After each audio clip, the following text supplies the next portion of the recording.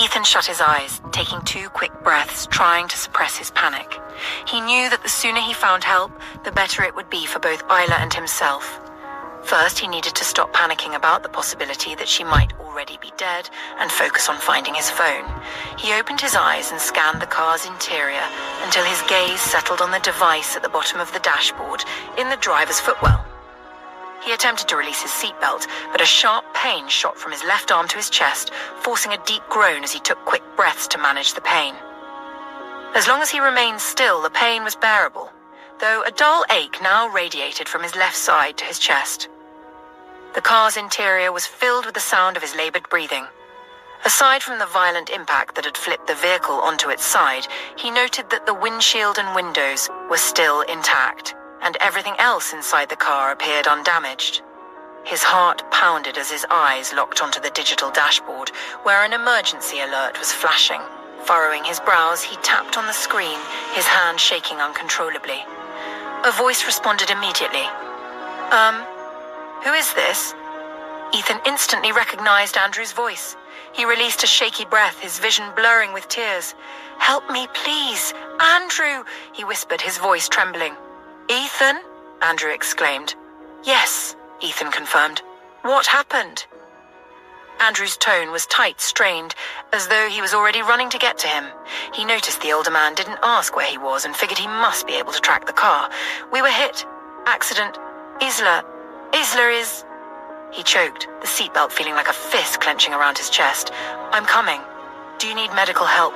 Andrew asked urgently. "Yes, please," Ethan replied, his voice barely audible. "Keep talking. I'm coming to you," Andrew reassured him, confirming his thoughts. "I think Isla hit her head. She's bleeding and I can't help her," Ethan murmured shakily. "Shit. This isn't happening. I just freaking lost my mom." "Is she breathing?" Andrew asked. I don't want to know, man. She can't die. Jesus, I can't. Damn it."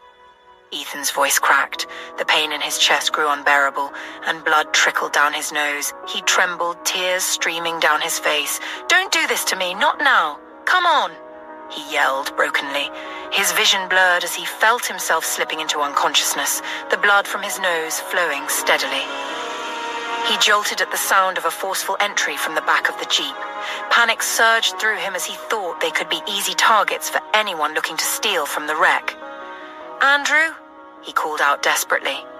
A face appeared on the side of the vehicle near Isla, looking down at him, and Ethan blinked, realizing it was Anton. Relief surged through his chest and he heard the loud clank of the metal being yanked aside. Soon enough, Jake and Andrew came into view and Ethan shut his eyes, finally feeling safe. "Careful," he heard Andrew say as he and Jake cut Isla free from her seat, starting to carry her out through the back. "Please tell me she's breathing. Please, please, please, Andrew," Ethan pleaded, his voice filled with desperate anxiety. "She's breathing. Don't worry now. Your turn," Jake replied, offering reassurance. Ethan exhaled in relief. Jake carefully cut off Ethan's seatbelt, and Ethan cried out in pain when Jake's hand brushed against his left shoulder. Jake exchanged a concerned glance with Andrew. Then they positioned him, gripping him around the middle. Ethan whimpered as they lifted him out of the Jeep, the movement causing him more pain. As they carried him out, Ethan saw one of the Hawthorne-branded Jeeps speeding away, carrying Isla ahead of him. They placed him on a stretcher, but when he tried to drift off, Jake gave him a sharp pat on the cheek. "Stay awake, buddy," he urged. Soon they placed him in the Jeep, with Jake climbing in beside him and Andrew settling on the driver's seat. "Anton!" Andrew called out. "Ready!" "Go for it!" Anton shouted back. Andrew revved the engine and then lurched forward. Jake held Ethan down to minimize the jarring movement as the Jeep accelerated. There was a loud thud, and then Anton cheered. "Way to go, old man!" Andrew began towing the wrecked Jeep along with them, while Jordan and 5 other guards stayed behind to investigate the scene. Inside the Hawthorne estate, Alex and Anna left the lakefront and returned to the main building to freshen up and eat before heading to the concierge medical unit. They planned to visit Justin Graham and his son, taking one of Nathaniel's cars to bring him coffee and sandwiches Miss Jonas had prepared. Anna was grateful that Aria had been able to help the little boy, hoping his recovery would be smooth and without setbacks.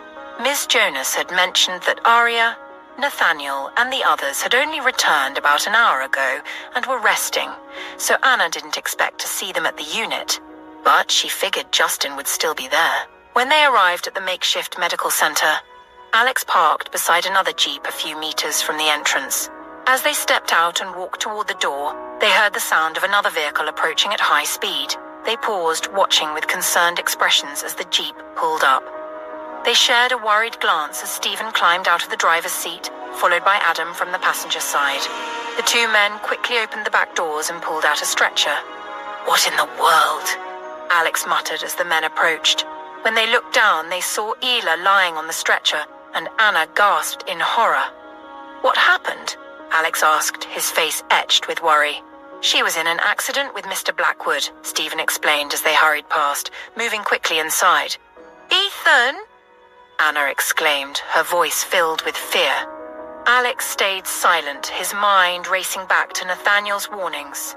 Could the Blackwood cousins have been involved? Or was this just an unfortunate coincidence? He sincerely hoped it was the latter. "Where's Ethan now?" Anna asked, deeply distressed. "Andrew and Jake are bringing him in," Stephen replied. "What's going on?" Justin Graham asked as he joined them, having heard the commotion from the shielded corner where he'd been with his son Tristan, who was still resting after his surgery. "Ethan was in an accident," Alex said, gently holding Anna as she began to cry. "What?" Justin exclaimed, stunned. "An accident? How? Where? I hope it's not serious," he demanded, firing questions at Alex in agitation. "I think we're about to find out," Alex replied tensely, just as another jeep sped up to the entrance. Dr. Williams and Dr. Rowan rushed over, heading inside the concierge medical unit. They both looked exhausted from barely an hour of rest before Andrew's call had brought them back. The jeep stopped, and Ethan was carefully carried out, with Jake urging him to stay awake. Anna, Alex, and Justin quickly gathered at his side. Anna gripped Ethan's hand tightly, calling his name as they carried him inside. Alex stayed close, silently observing Ethan's injuries, his heart pounding with fear, especially when he noticed the blood around Ethan's nostrils. "Do we need Aria, Dr. Rowan?" Alex asked anxiously as they moved Ethan onto the operating table beside Isla, who was already being examined by Dr. Williams. "Don't worry, Mr. Sterndale. We'll inform Dr. Hawthorne if she's needed," Dr. Rowan reassured him, closing the privacy shield. Jake and Andrew stepped back, exchanging a glance. Both men knew Dr. Hawthorne needed rest. She hadn't had a full day's break since her babies were born, caring for her husband and performing surgery on the child from Sylvan Ridge, all after a challenging childbirth. Yet they also understood that if anything happened to Ethan or Isla while she slept, she wouldn't appreciate not being informed. Andrew nodded to Jake, patted Alex reassuringly, and then left the unit, hurrying to his car. Meanwhile, Dr. Williams continued assessing Isla's head injury as she lay unconscious, her breathing shallow and a deep bruise forming on her forehead from the impact. She suffered a concussion from the hit on her side of the vehicle, he noted, checking her pupil response. "We'll need imaging to rule out internal bleeding or any skull fractures." Glancing toward the entryway, he caught Jake's gaze. "Jake, could you see if Miss Anita can join us? We're going to need her help." Jake nodded and stepped back to make a call to Andrew, who picked up on the first ring. "Talk to me," Andrew said immediately. "Dr. Williams needs Anita," Jake informed him. Andrew let out a sigh. "I'll bring her. Give us a few minutes." "All right," Jake replied, and ended the call. Andrew carefully maneuvered the jeep through the snowy terrain towards the front of the Hawthorne home. Once he parked, he hurried inside and up the stairs. Entering the bedroom, he found Anita fast asleep. Kneeling beside her, he took her hand and kissed it gently until her eyelids fluttered open. "What's wrong, baby?" she murmured, instinctively sensing something serious must have happened for him to wake her. "I'm sorry to disturb you, honey, but Blackwood and Isla were in an accident," Andrew said softly. Anita's eyes instantly cleared of sleep as she sat up quickly, feeling momentarily lightheaded. Concern flashed across Andrew's face as he noticed her brief dizziness. "Hey, are you okay?" he asked, worry lacing his voice. "I'm fine. Just a little lightheaded," she assured him, shaking it off. "Let me throw something on. Who's attending to them? How bad is it?" she asked as he helped her up, and his eyes settled at the sheer nightwear that accentuated her graceful curves. Andrew? Anita prompted when she noticed him trailing his gaze down her figure. Yeah, he rasped, blinking in bemusement. Anita chuckled, quickly leaning in to give him a quick kiss before moving to get dressed. A few minutes later, they arrived at the concierge unit. Andrew didn't miss the look of relief the doctors exchanged as Anita hurried over to the cleaning corner. Good morning again, Dr. Rowan. Dr. Williams, Anita greeted them. Don't rub it in, Dr. Williams quipped, prompting a chuckle from Dr. Rowan. Alex couldn't understand the doctor's ability to joke while treating patients, but he supposed it was either for their sanity or that they were simply accustomed to the procedures. Dr. Williams filled Anita in as she joined them, and she deftly secured Isla's neck in a brace to prevent further strain. Next, she cleaned the small cuts on Isla's forehead and cheek, carefully applying antiseptic before stitching up a particularly deep gash on her temple.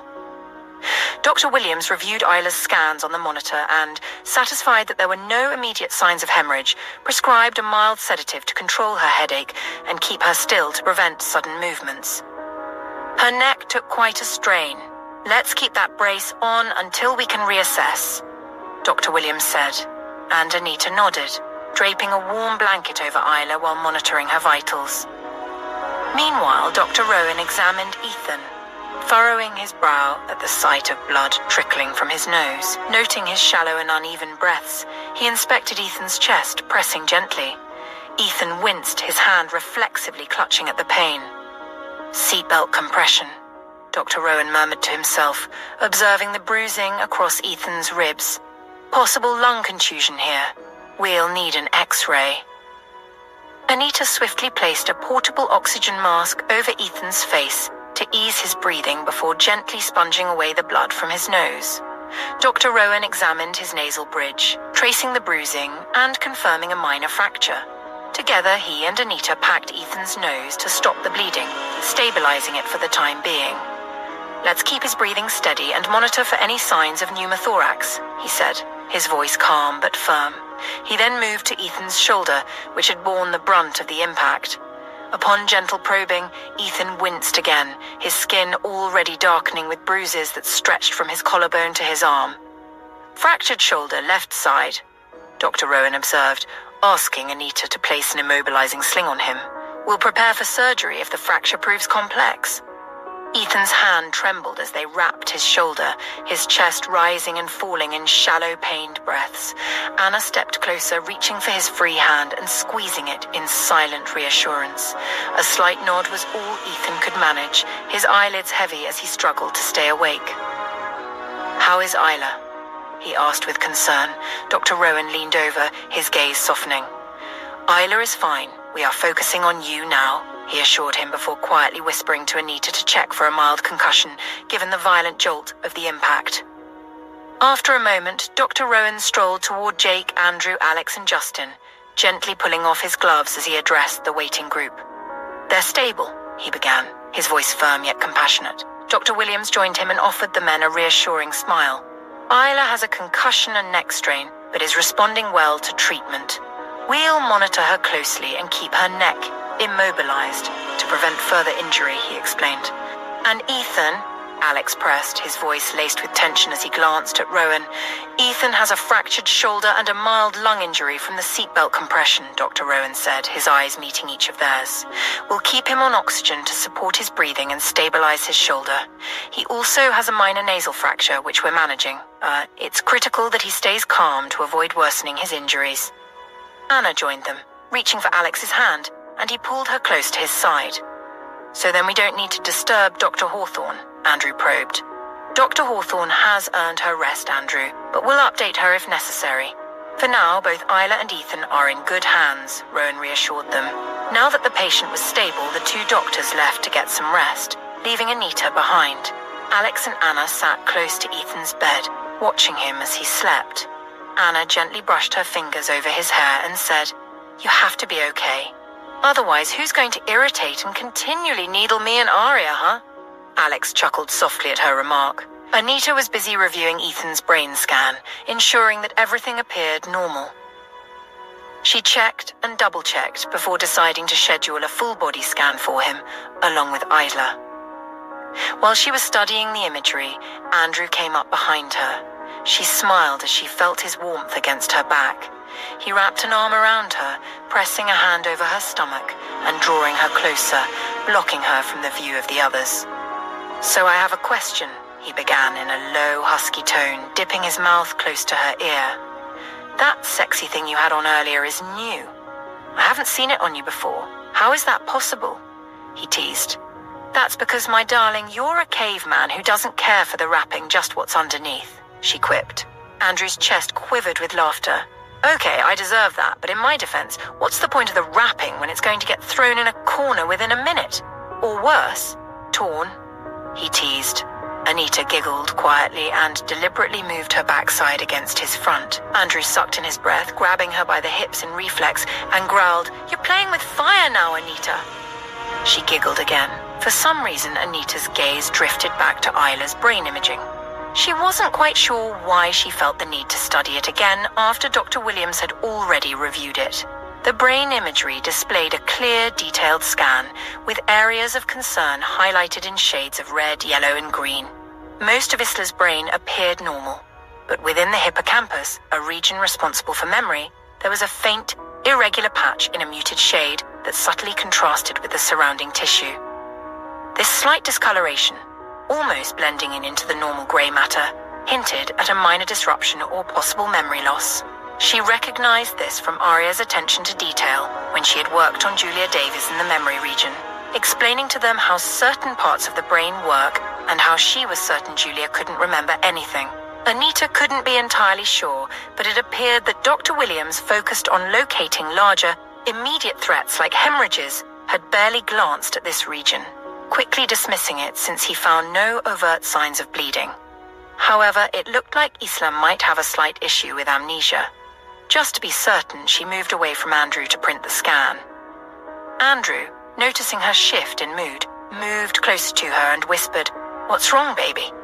Anita glanced over at Alex and Anna, seeing that they were focused on Ethan. Turning back to Andrew, she held his gaze and said, "I'm not sure, but I need Aria to look at this. I think Williams overlooked something important." Her voice was low and urgent. Andrew nodded, took the scan from her, kissed her, and said, "Give me a minute." Then he left. Earlier, after Aria was certain Tristan was stable, she left the concierge unit with Nathaniel. Jake had departed with the twins, and Andrew drove her and Nathaniel back to the house. Once home, Aria helped Nathaniel with a sponge bath, ignoring his protest that he could manage it himself. Afterwards, she removed her clothes and, with Nathaniel's assistance, wrapped a protective covering around her lower abdomen. She then stepped into the shower, allowing the hot water to soothe her while she shampooed her hair. When she emerged, slipping into a bathrobe, her gaze locked with Nathaniel's, his eyes dark and smoldering. She handed him a towel, offering a small twirl, signaling for him to help dry her and remove the protective wrap.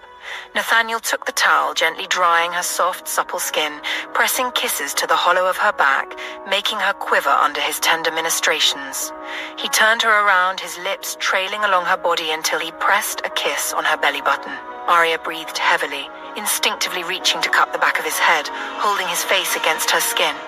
After he removed the wrap, they both checked to ensure her bandage remained dry, and Aria quickly slipped on her panties. They helped each other into pajamas before leaving the bathroom. They then checked on the babies and returned to the makeshift theater, cuddling up until they drifted off to sleep. Meanwhile, Jake had left the concierge medical unit with Evangeline and the twins, not wanting Evangeline to follow him to the Hawthorne private suites out of habit or security concerns. He let the boys sleep in his bed, covering them with blankets and leaving the bedside lamp on so the room wouldn't be too dark for them. Evangeline went to her room, tiptoeing through the nursery to avoid disturbing Noria, who had fallen asleep on the couch. Jake took a quick bath, changed into pajamas, and left his room door slightly ajar as he crossed the hall to the nursery. Seeing Noria asleep, he opened Evangeline's door without knocking. Finding her in the middle of putting on her nightwear, she froze in shock until she saw it was him, standing there shyly. Jake locked the door and began taking off his clothes as he approached her. A few moments later, they lay in bed, cuddling, both taking steady breaths. "I was in surgery with Dr. Ariana Everly Hawthorne and Dr. Sebastian Rowan, Jake," she whispered, awe in her voice. Jake chuckled, pressing a kiss on the back of her shoulder. "I was there, honey," he rasped. She giggled softly. "You must think I'm so silly," she murmured. Jake cupped her throat gently, saying, "If I told you what I'm thinking, Evangeline, you'd run." She craned her neck to look back at him, her eyes dimming with a smile as she whispered, "Oh yeah." Jake slowly traced her soft, full lips with his thumb before leaning down to kiss her. Aidan peered into the nursery about 5 minutes later and saw Noria curled up in a fetal position on a side couch, books piled beside her and scattered on the floor. A proud smile softened his face as a warm swell of emotions filled him. He loved how dedicated she was to getting ahead and staying on track with their plans to help her better herself. Every day he found himself falling more in love with her. For someone as socially active as he was, it was a challenge to wait for her, but he was determined to do it. For both of them. He wanted her to know he was ready to put in the effort to make their relationship work and to make her happy. Sometimes he felt a bit insecure about their age difference, wondering if he was a little too old for her, but she didn't seem to mind, and he certainly wasn't going to push her away because of it. He sauntered into the nursery, glancing at his watch. He figured they'd all have to wait for the boss to wake up and learn about Ethan and Isla's supposed accident. Only he and Adam knew it hadn't been an accident, and he thought it was rather foolish of Blackwood to leave the estate without an escort. He couldn't imagine why Ethan would be so reckless. He was lucky to have gotten away. Aidan just hoped Miss Devereux wouldn't get caught in the crossfire about to ensue, especially since whoever wanted Ethan Blackwood gone had gone to great lengths to lie in wait for him. Aidan packed up Noria's books, set them aside, and gently lifted her into his lap.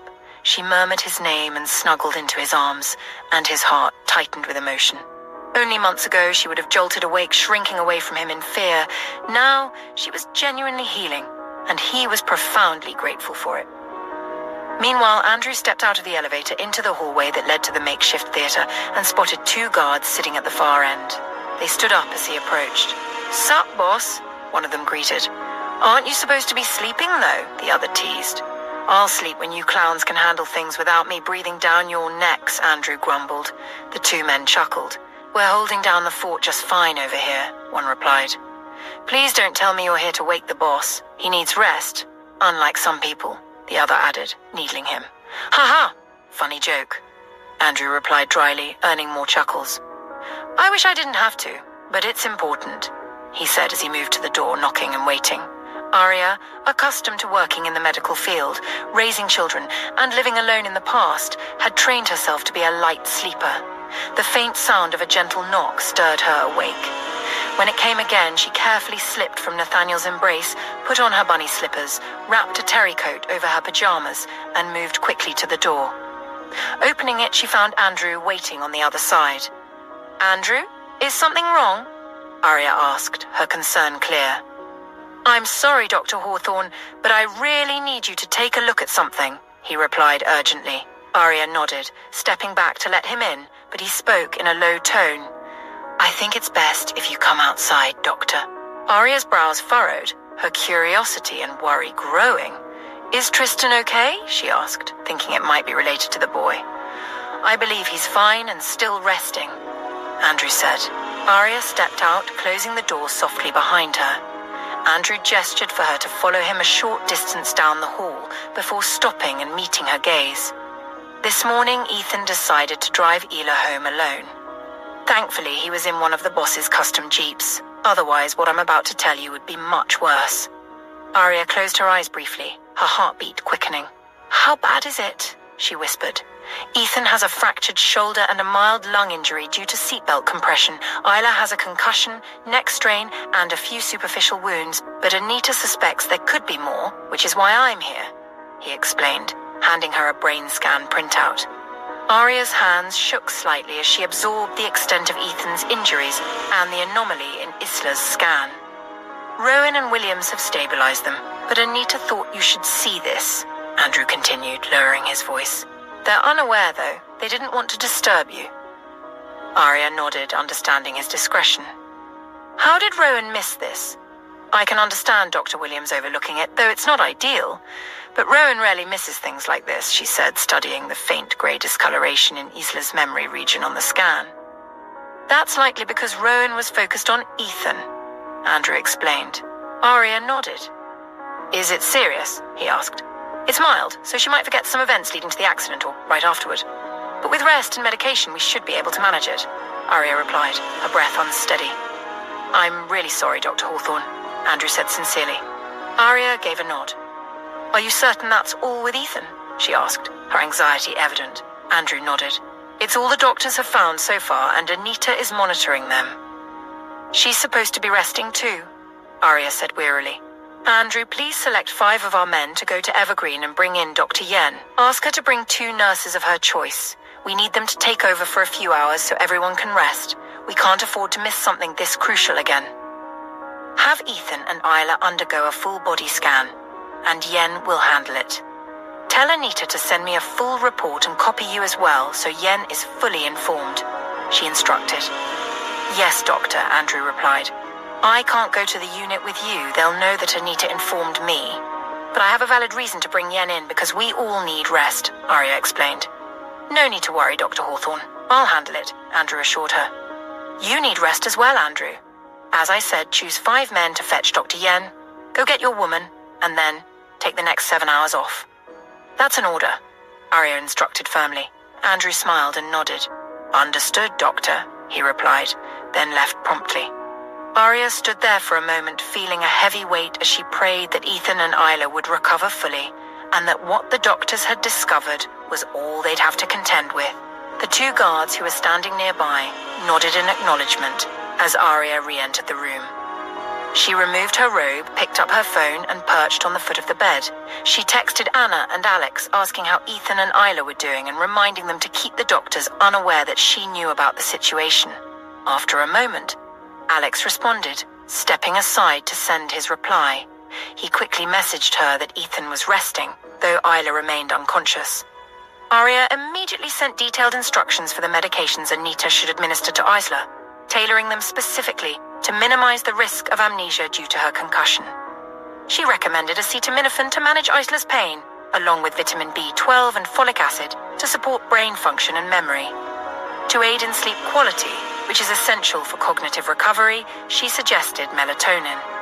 Additionally, she advised a nootropic called piracetam, a medication studied for enhancing memory and cognitive function after a concussion. Arya asked Alex to show these instructions to Anita. Alex discreetly approached Anita, handed her his phone, and after a quick look, Anita nodded and got to work. Alex moved casually away and texted Arya that Anita had seen the instructions. What about Ethan? Alex asked in a follow-up message.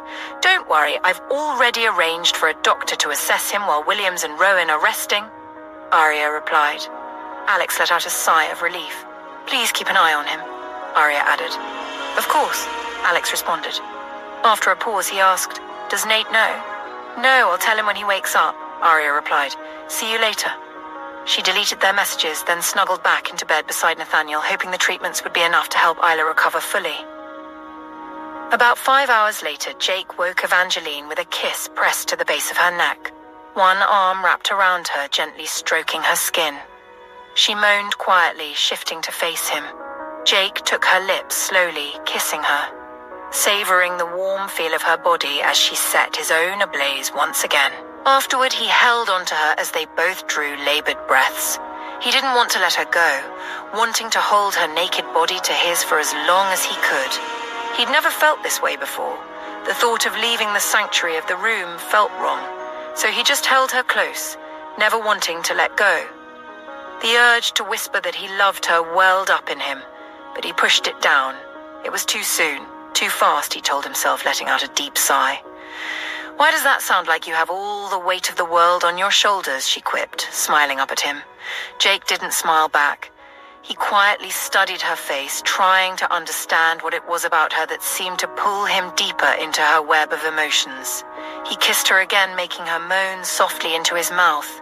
Much later, he exited the room first, not caring if anyone saw him. Evangeline Hart was his, and he wouldn't hide that. But he saw no one except Aidan and Noria asleep, with Aidan cradling Noria in his arms. Jake smiled at the sight, then headed out of the nursery and across the hallway to his room. Upon reaching his room, he saw that Liam and Owen were still sleeping. He chuckled, thinking the two must have overdone it at the bonfire, followed by the sleepless night they'd had as a result of the situation with the Graham kid. Jake went to clean up and was just finishing changing his clothes and putting on his boots when Liam woke up. Jake chuckled when Liam bolted up, looking around as if surprised to find himself in a strange room. "Uncle Jake, is this your room?" Liam asked, yawning and rubbing his eyes. "Yes, buddy," Jake replied. Owen sat up too, blinking as he looked around with a furrowed brow. "This isn't our room," Owen pointed out. "I think that has already been established." "Owen," Jake teased. "It's not really bad. I dreamed I was in a dungeon." "I'd take this over a rat-infested dungeon any day," Liam said, shuddering. Jake chuckled, thinking it must be quite an adventure living with these two. Jake could hear the soft notes of Evangeline's classical music filtering through the closed door, and it seemed the boys heard it too.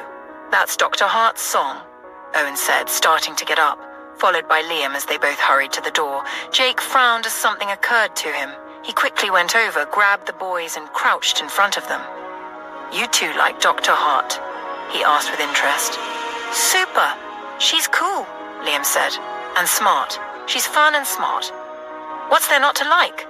Owen chimed in. "But Miss Powell was also smart and cool, right?" Jake probed further. "Nope. There's no basis for comparison." "Dr. Hart is way cooler," Liam countered with a scowl. "I'm trying to understand why you didn't like Christine," Jake asked, intrigued. "We don't know, we just don't like her," Owen supplied simply. "All right," Jake said, stepping aside to let them leave the room. He grinned. Jake left his room, walking down the hallway and overhearing the twins badgering Evangeline with questions about their baby. He smiled at her gentle and warm responses, noting how naturally she seemed to connect with kids. For some reason, the fact that the boys liked her gave him extra confidence that he was on the right path. He chuckled to himself, amused by the thought of relying on literal babies to affirm his perception of a lover. But deep down, something kept assuring him he had finally found the one. The thought of Christine, though, gnawed at him. A pang of fear surged as he worried Evangeline might find out before he had a chance to tell her himself. He wondered how she would take it, learning he'd been married to someone else not too long ago and was now with her. Would she even believe him if he told her he loved her? She might think he was just some guy with hollow emotions, bouncing from one woman to the next. He figured he would have to show her instead to let her see that she was truly the one for him. Jake first headed to the kitchen and smiled when he saw Charles, Anton, Andrew, Anita, Dawn, and Jordan gathered there. Miss Jonas smiled as she noticed him, and Jake greeted everyone, taking the empty seat beside Charles. "How's it going?" Jake said, nudging Charles on the side. "Aside from the unexpected morning wake-up call and Justin Graham ruining my peaceful night, it's all good," Charles replied, his voice deep and gruff. Andrew smacked him playfully on the back of the head. "Hey!" Charles protested. "Now, boys, behave," Miss Jonas teased. "A kid was in medical jeopardy. Do you think you could focus on all the good that came out of it without grumbling about missing your early morning romp?" Andrew quipped. "Now, Mr. McLeod." Miss Jonas chided with playful coyness, drawing laughter from the group. Jake's shoulders shook as he laughed, accepting a steaming mug of hot cocoa and a breakfast tray from her. "Thank you, Ma'am," he said happily, rubbing his hands together in anticipation. "My apologies, Miss Jonas," Andrew said with a mischievous grin, raising his mug in a mock toast. "It's hard to take a break when you know you've got friends counting on you for their well-being." But Arya was right. I'm grateful for her stepping in. "These last 7 hours have been pure bliss," Anita added. She reached over to stroke the back of Andrew's head, leaning in to kiss him, and he kissed her back tenderly, as if they were alone in the room. Anita let out a soft giggle. "How are Ethan and Isla holding up?" Jake asked. "Has Miss Devereaux woken yet?" he added with concern. "Not yet, but that's on purpose. We're letting her rest as much as possible." "Ethan might be up by now. He was still asleep when I left, and the Evergreen crew took over," Anita explained. "Poor Ethan," Dawn sighed. "He just lost his mom, And now he's facing this too, she empathized. Good day, everyone, Aiden said as he strolled in, his voice low and husky. Good evening, Aiden. You really took that break to heart, Jordan teased. Let me have my coffee before you start talking to me, Jordan, Aiden replied, feigning irritation, prompting chuckles around the table. It's like that, huh? Jordan replied. As long as I've known him. Yeah, Jake added. Miss Jonas passed a cup of coffee to Aiden, and he accepted it with a nod of thanks, settling down beside Jake and taking a sip, setting off more laughter around the table. After a moment, Jake gave Aiden a sidelong glance and asked, What did you guys uncover about Ethan's bad luck this morning? Though his voice was low, Andrew and Charles caught every word. It has nothing to do with luck, Aiden replied, returning Jake's look. Not surprising. Coincidences like that make me uneasy, Charles muttered, almost to himself. Do we have any evidence? Jake pressed. At the scene, no. It just looks like a typical intersection accident where the other driver fled to avoid consequences. But Hawthorne's security satellite picked up a monster truck parked at that spot for the past 48 hours, just waiting, Aiden explained. That means even while he went to bury his mother, the truck was already there, waiting, Jake thought aloud. Did you give orders to track down the truck? He asked. Aiden nodded. We should know soon enough who wants Ethan Blackwood out of the picture, Aiden murmured. Jake gave a grim nod. His phone pinged with an incoming message. He pulled it out, checking the sender. His body tensed immediately when he saw it was from Christine. He hesitated before opening the message and saw she was asking to come over to talk and apologize to the Hawthornes. Jake's heart started pounding faster. He wanted to avoid any confrontation with Christine and definitely didn't want her coming over, nor did he want to meet her anywhere without Evangeline knowing. He was already on thin ice with the secret of their marriage. Meeting up with Christine or letting her come over would only stir up drama he was desperate to avoid. He considered ignoring the message, but Charles, who had caught a glimpse of it over Jake's shoulder, spoke up.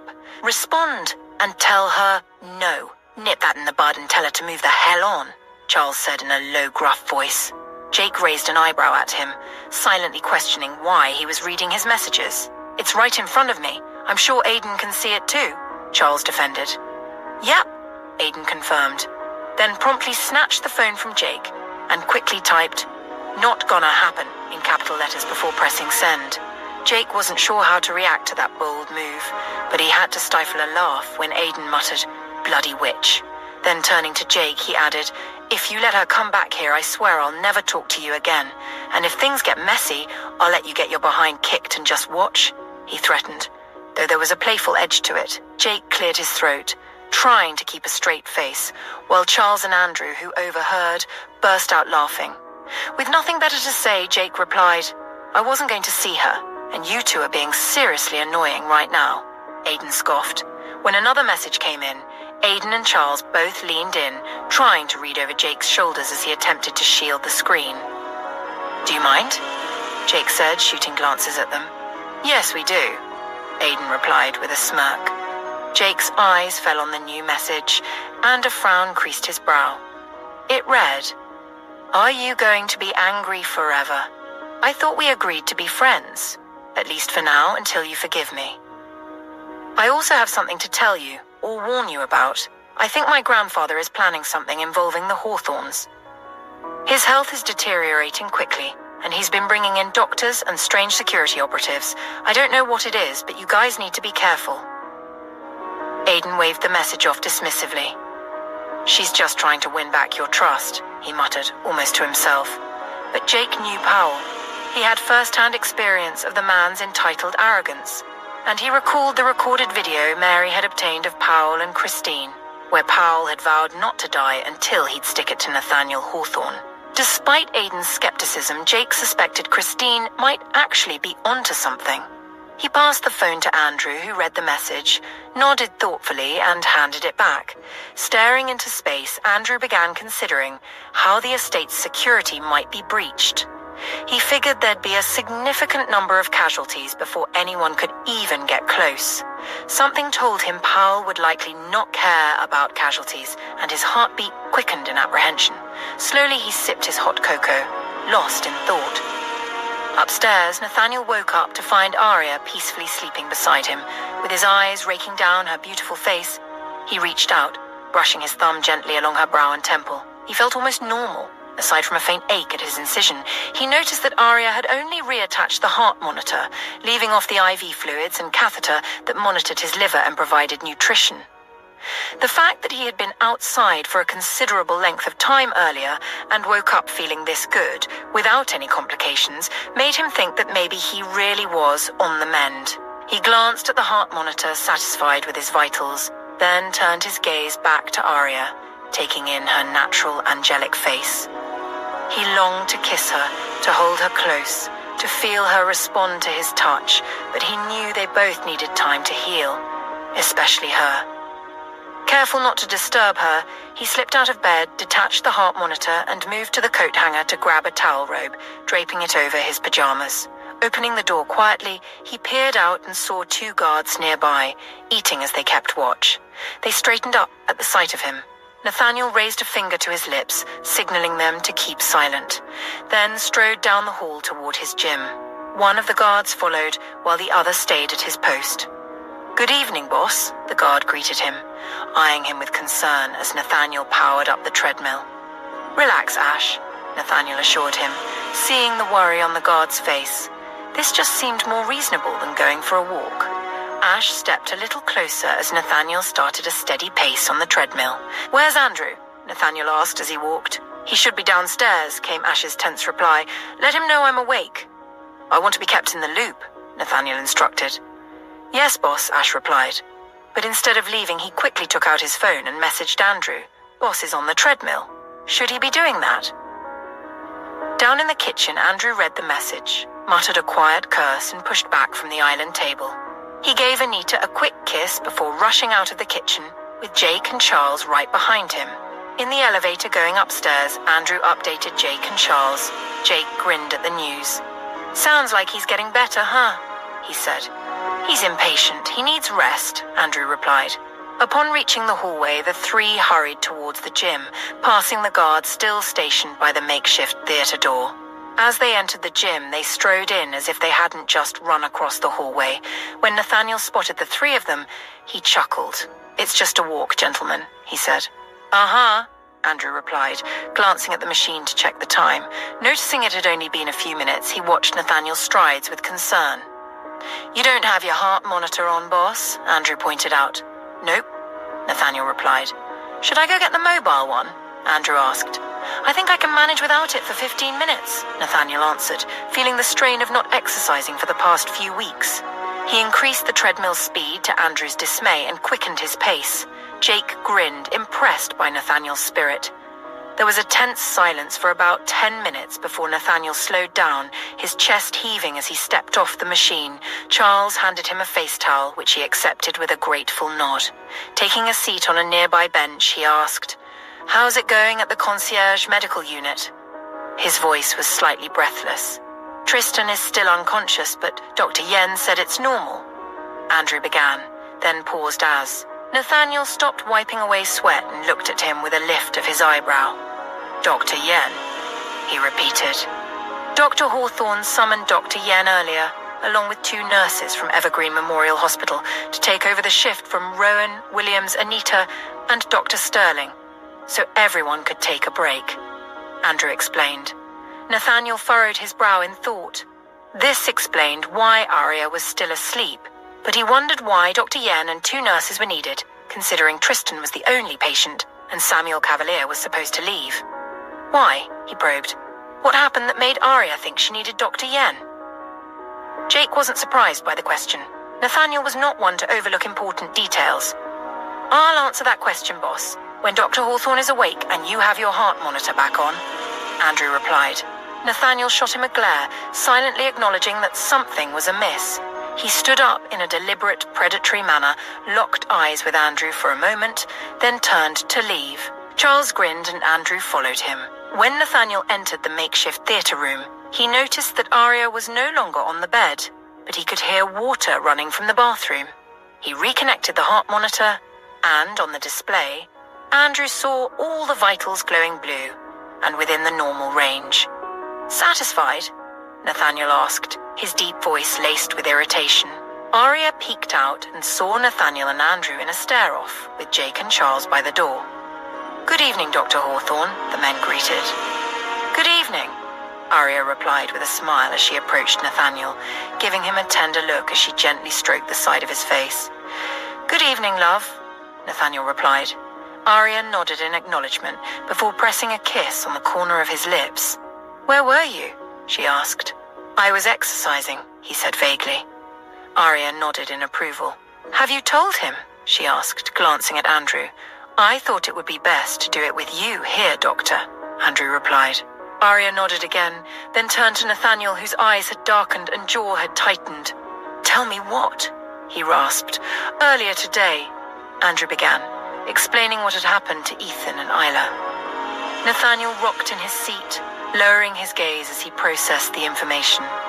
Aside from the spike in his heart rate and his tense movements, he showed no other emotion. When Andrew finished, Nathaniel asked, "Have you found out who did it?" Andrew hesitated, looking at Dr. Hawthorne, uncertain if he should share the details in her presence. But when Nathaniel met his gaze with a cold, questioning look, he relayed Aiden's findings. "What?" Arya exclaimed in shock. "Are you saying someone was after Ethan? But why?" she added in confusion. "I suspect it's his stepbrothers," Nathaniel responded to her question. "What?" Arya repeated, turning her focus to Nathaniel. Her brows furrowed in confusion. She was from Sylvan Ridge, just like Ethan, and she knew for certain that he didn't have siblings, let alone stepbrothers. Nathaniel threw Arya a sidelong glance and could see from her reaction that she was unaware of Ian Blackwood. "Do you know Ian Blackwood?" he asked. Arya frowned. "I hope you're not one of those people who believe Ethan's mother betrayed his father with his brother. That's a malicious lie meant to hurt Ethan," she admonished. "It's not a rumor, honey. Although the story has been twisted to make it seem like Ethan's mum was the one who betrayed Ian. Ian Blackwood is Ethan's biological father. He confirmed it with DNA testing I encouraged him to do," Nathaniel explained, anger welling inside him at the situation, hating that those lowlifes had targeted Ethan on his own turf and put his employee in danger as a result. "What?" Arya repeated, her voice hoarse. "When I saw how the issue was slowly eating Ethan up inside, I invited Ian Blackwood to come to Harvard and dared him to take a DNA test with Ethan, bringing samples of his sons as well. It turns out I opened a can of worms. Ethan was furious with me, just as you are right now. But I told him the only way to quash rumors is to prove them wrong. When the results came back, it was confirmed that Ethan and Ian were father and son. Ironically, the sons of the woman he left Ethan's mother for turned out not to be his. You see, Arya, Ian was Ethan's mother's first love. He betrayed her and became angry and hateful when his less financially buoyant brother chose to court her and marry her after he left her. Ian was so spiteful that he made sure his mother never got a decent job, turning their lives into a living hell. When the man Ethan knew as his father died by accident when he was young, Ian refused to give them any leverage. He even bought the debt on their house just to keep them under his thumb. But then he found out Ethan was his son, and that his supposed legitimate sons weren't. By that point, it was too late. Ethan and his mother wanted nothing to do with him. And now, at Ethan's mother's wake, he brought documents naming Ethan as his heir, Nathaniel explained. Arya slowly sank into a chair. "Oh dear," she murmured under her breath as the weight of the situation sunk in. A series of emotions washed over her, culminating in anger. "We can't let them get away with this," she said with determination. "They could have killed him and Isla," she added, her voice rising in ire. "Don't worry, darling, they won't," Nathaniel promised. A few minutes later, as Nathaniel rose to freshen up, he turned to Andrew and said, "Call Sean and let him know to come pick up Samuel Cavalier. Tell him I'll be heading to the concierge in a couple of minutes, and I expect him to meet me there or send someone to get him." Andrew nodded. "Yes, boss," he replied, pulling out his phone as he stepped out to make the call. "Arya," Nathaniel called, and Arya, who had just entered the bathroom, appeared back by the doorway to peer out. "Are you still planning to perform the surgery on Dr. Hart today?" Nathaniel asked. "I'd thought about postponing it for obvious reasons, but with Yen here, I think we'll take advantage and go ahead," Arya said, meeting Jake's gaze as she noted his curious glance from her to Nathaniel. Realizing he might not know about the plan yet, she came out of the bathroom and stood beside Nathaniel, and Nathaniel, deducing her stance, took a look at Jake, meeting his gaze. "Jake, there's something you should know," he began. "But Dr. Hart, the new pediatrician, recommended using a human carrier to complete your baby's term. She was concerned about the baby's human connection and had volunteered to be the baby's surrogate. Aria has had her checked, and the doctors think she is suitable. Before they proceed, I'd like to know if you're comfortable with this option, as she'll be a part of your life, more or less, for the next several months." Jake nodded, lowering his gaze to avoid eye contact. He hesitated, unsure if he should mention that he'd overheard this conversation already and that Evangeline had implored him not to refuse. Ultimately, he decided it would be simpler to keep quiet and agree, sparing himself from explaining his relationship with Eva just yet. Raising his eyes to meet Dr. Hawthorne's, he said, "I'm all for whatever will save my kid, as long as it's safe for both him and Dr. Hart. I wouldn't want to put her life at risk just to save my son." Aria took a few steps forward to get closer to him as she gently took his hand. Looking into his brilliant blue eyes, she promised, "I won't put their lives at risk. If anything looks wrong, we'll stop." Jake nodded in acknowledgement. "Thank you, Doctor," he replied. Afterward, Charles and Jake stepped out, leaving Nathaniel alone with Aria. Once in the hallway, Jake tried to calm his nerves at the news that the surgery would still proceed. He'd thought that with Tristan, Ethan, and Isla unexpected medical intervention, they might postpone it. His heart pounded with apprehension, and he doubted he'd ever be the same if anything happened to Evangeline. The thought of her willingly undergoing surgery, getting cut open just to save his child, hit him with full force. Feeling a surge of emotion, he took out his phone, contemplating sending her a warning or giving her a heads up. But instead, he found himself asking if she'd eaten, or if she wanted him to bring her some food. Unconsciously, he started pacing until Charles placed a reassuring hand on his shoulder, bringing him to a stop. When Jake looked at him, Charles gave him a warm smile. "No one can convince me otherwise that you're one of God's favorites," he quipped. His comment, for some reason, made Jake feel a tad overwhelmed. Charles pulled him into a quick hug, patting him on the back. "Congratulations, brother," Charles muttered. Jake could only nod in response. His phone chimed with a notification, and he pulled back from Charles to check it. He chuckled at Evangeline's response.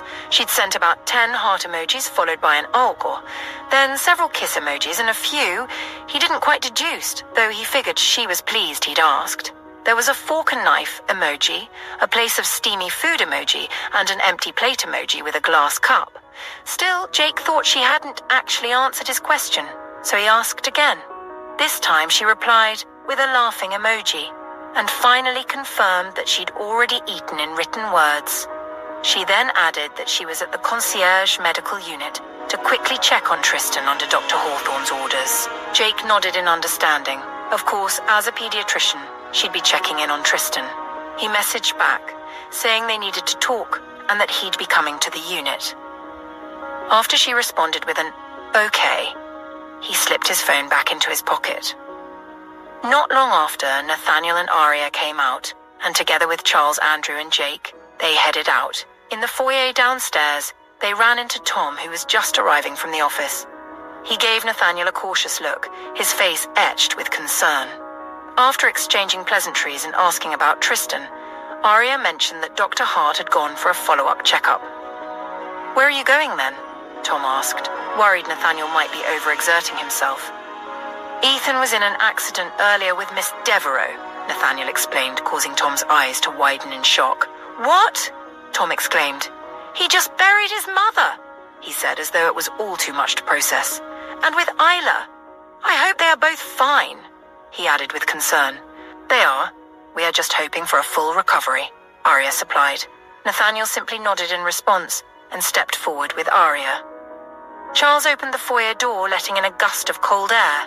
Tom quickly signaled to a nearby guard to take the documents he was holding upstairs, then caught up with Jake on the porch stairs. "I just met with Mr. Nelson," Tom said, prompting Jake to pause and look at him in surprise. "That was fast," Jake replied. "He called me earlier and asked to meet up. They agreed for you to be the custodian of their shares to buy and manage them. So, Our distraction seems to be working for now. How you choose to proceed and make this a reality is up to you, Tom explained. Jake nodded. I'd like to proceed. I think it would benefit the Hawthorne conglomerate in the long run to have a company like mine, where private firms can expose their interests in Hawthorne's shares and projects. We just need to develop a plan to make it legitimate, so the company doesn't risk being sued for breach of contract, Jake replied. Well, that's why you have me, Mr. Darfield, Tom said with a smile. Great, let's make it happen, Jake affirmed. Then we'll need an office. I'll speak to our agent to secure a space for you, Tom said. Jake nodded. Thank you, Mr. Hill, he replied simply. Upon reaching the concierge medical unit, Alex and Anna rose to meet Nathaniel and Aria. Aria embraced Anna in reassurance, while Alex shook Nathaniel's hand, first asking how he was and cautioning him not to overdo it. Nathaniel assured him he was fine, and they all moved toward the privacy shield set up for Ethan and Isla. Inside, Nathaniel saw Ethan seated beside Isla's bed, with Dr. Yen at the foot of the bed holding medical charts. Upon seeing Nathaniel and Aria, Ethan attempted to stand, though it was clearly painful. Dr. Yen stepped aside, greeting Nathaniel and Aria quietly, and Aria noticed her looking at Nathaniel with a hint of awe, as if he was some sort of celebrity. Nathaniel, however, simply nodded in Dr. Yen's direction and made his way directly to Ethan. He noticed Ethan's left arm was in a brace, his neck supported by a collar and his face bruised, but he was standing. Nathaniel took that as a good sign until Ethan grunted in pain as Nathaniel pulled him into a hug, making him immediately step back with concern. He shouldn't be up at all. He has a broken rib and bruised lungs, but he refuses to stay still, Alex explained. I can't just lie here. Isla isn't waking up, Nate. Aria, please help, Ethan said, his voice laced with desperation as he looked from Nathaniel to Aria, causing Nathaniel's heart to tighten. All right. Why don't you come here? Aria said, gently wrapping her fingers around Ethan's wrist to lead him away from Isla's bedside to a vacant bed in a corner. I'm fine, Aria. Let's focus on Isla, Ethan insisted. Please stop being stubborn, Anna pleaded. Just listen to Aria, okay, man? Nathaniel urged. With a resigned sigh, Ethan allowed Alex to help him lie back on the bed as Anna arranged pillows behind him for support. Once Ethan was settled, Aria began. I'm sure you've noticed that Isla hit her head, she said softly. Ethan shut his eyes, bracing himself. He could tell there were complications, and that was why Isla hadn't woken up. He silently cursed himself for not accepting a driver that day. If he'd agreed, he would have been on the side that took the impact, shielding Isla with his body. Anna shared a look with Aria, noticing Ethan's closed eyes. Gently, Aria cupped his jaw, coaxing him to look at her. She has a mild concussion, and we noticed a slight anomaly around the memory area, Aria explained gently. Ethan's chest tightened. Memory? Ariana? His voice trailed off, shaking badly, thick with emotion. Nathaniel averted his gaze, unable to watch his friend's suffering. He exchanged a look with Alex. He could see Ethan was already blaming himself, and Nathaniel knew that if Ethan learned this wasn't an accident, but an attack meant for him, the guilt would only deepen. But he knew they couldn't keep it from him for long. I'd wanted her to rest while we administer medication to help minimize the effects. That's why she hasn't woken up yet, Ethan, Aria explained, trying to soothe him. Ethan glanced over at Nathaniel as if seeking reassurance, and Nathaniel gave him a steady nod. Dr. Hawthorne is correct, Ethan, Dr. Yen added, her voice wavering slightly as she glanced at Nathaniel. She cleared her throat and continued. The medication I gave her earlier was prescribed to help with this. I ran another brain scan, and compared to the first, there was improvement.